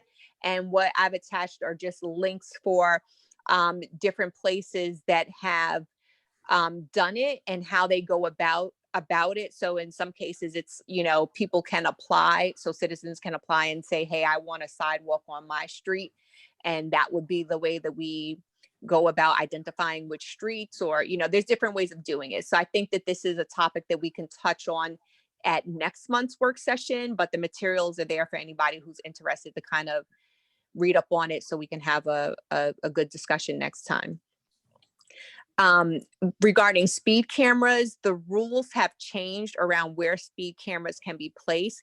There's a lot more flexibility now for placement in residential neighborhoods. I believe you all recall that the chief said, that former Chief O'Donnell said that speed cameras could only be near schools, but that's changed, and what I've attached there is the legislation for that. So I'm hoping that we can look at that as a speeding mitigation that we can bring to the city, but also as another source of revenue for us.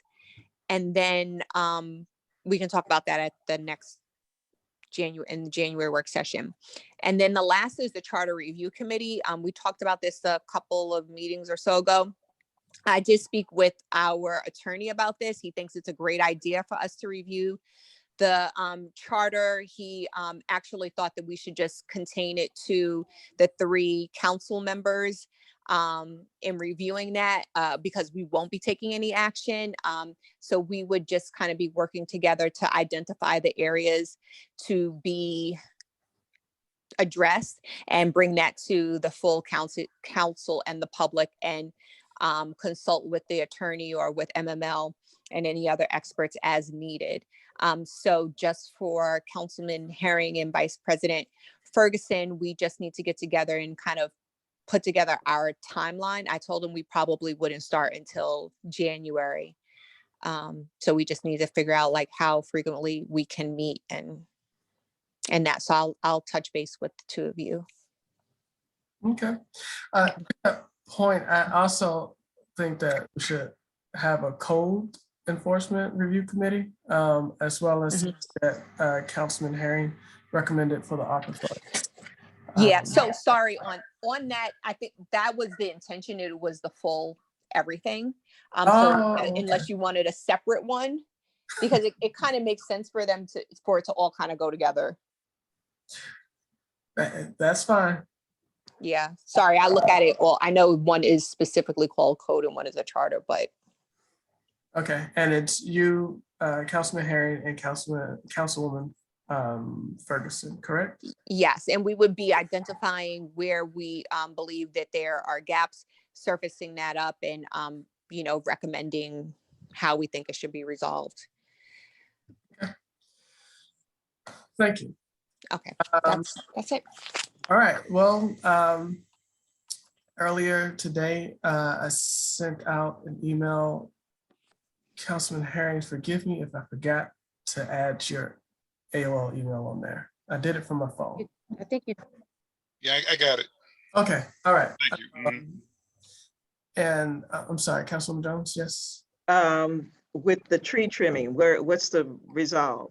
Do we need to take a consensus to see who wants to have this done and get it done, or just let it fall by the wayside? Like, I'm all about action. If you want to have a consensus on who wants to move forward with it, and then give the green light, I'm fine with it. So yeah, because right now, I think the acting city manager told me he was going to talk to the people. I'm not sure that he's done that already. So I would like to have a consensus as to who would agree to have get this done. okay. Well, consensus, Madam Clerk. Right. Councilwoman Fareed. I'm abstaining. I just don't know enough about it. I don't know if it's necessary or not. So I'm just gonna abstain. Thank you. Councilwoman Guillaume. Same, I'm going to abstain as well. I need, when it got to the conversation about the measurements, I got lost, so. Councilman Hairston. I'm the same, abstain. Councilman Herring. I'm the same, abstain. Councilwoman Jones. Yes. Vice President Ferguson. Yes. Thank you. And President Curtis. Yes. Okay, we have 4 abstains and 3 yeses. So this isn't passed. Right. Right. So I'll just let the citizens over there know. All right. Or perhaps we could revisit it in January, Councilwoman Jones, once more people has more time to read up on it and the measurements and things like that. Because I know it's really been busy the past 2 months, but particularly past month. So maybe giving council members more time to read up on it, and we could revisit it in January. Well, like I said, it's only $4,000. I could really pass it to the city manager when she comes in and have her take a look at it and then determine what needs to be done. Okay. Thank you. And council members, I sent you email about the need to meet in closed session. So regarding personnel, I will ask that the mayor and that the acting city manager / acting chief stay on as well. Some are shown, so we will not delete them, but a motion to go to closed session. So move. Moved by Councilman Herring, second. Second. A second by Ms. Ferguson. Any discussion? Okay, well, Madam Clerk, vote. Councilwoman Fareed, Yes. thank you. Councilwoman Gillion, Yes. thank you. Councilman Harrison, Yes. thank you. Councilman Herring, Yes. thank you. Councilwoman Jones, Yes. thank you. Vice President Ferguson, Yes. thank you. President Curtis, Yes. all right, it's passed. All right, well, citizens, thank you again. I apologize for going over 21 minutes and hope you have a good night. This session is now closed and the show should stop recording.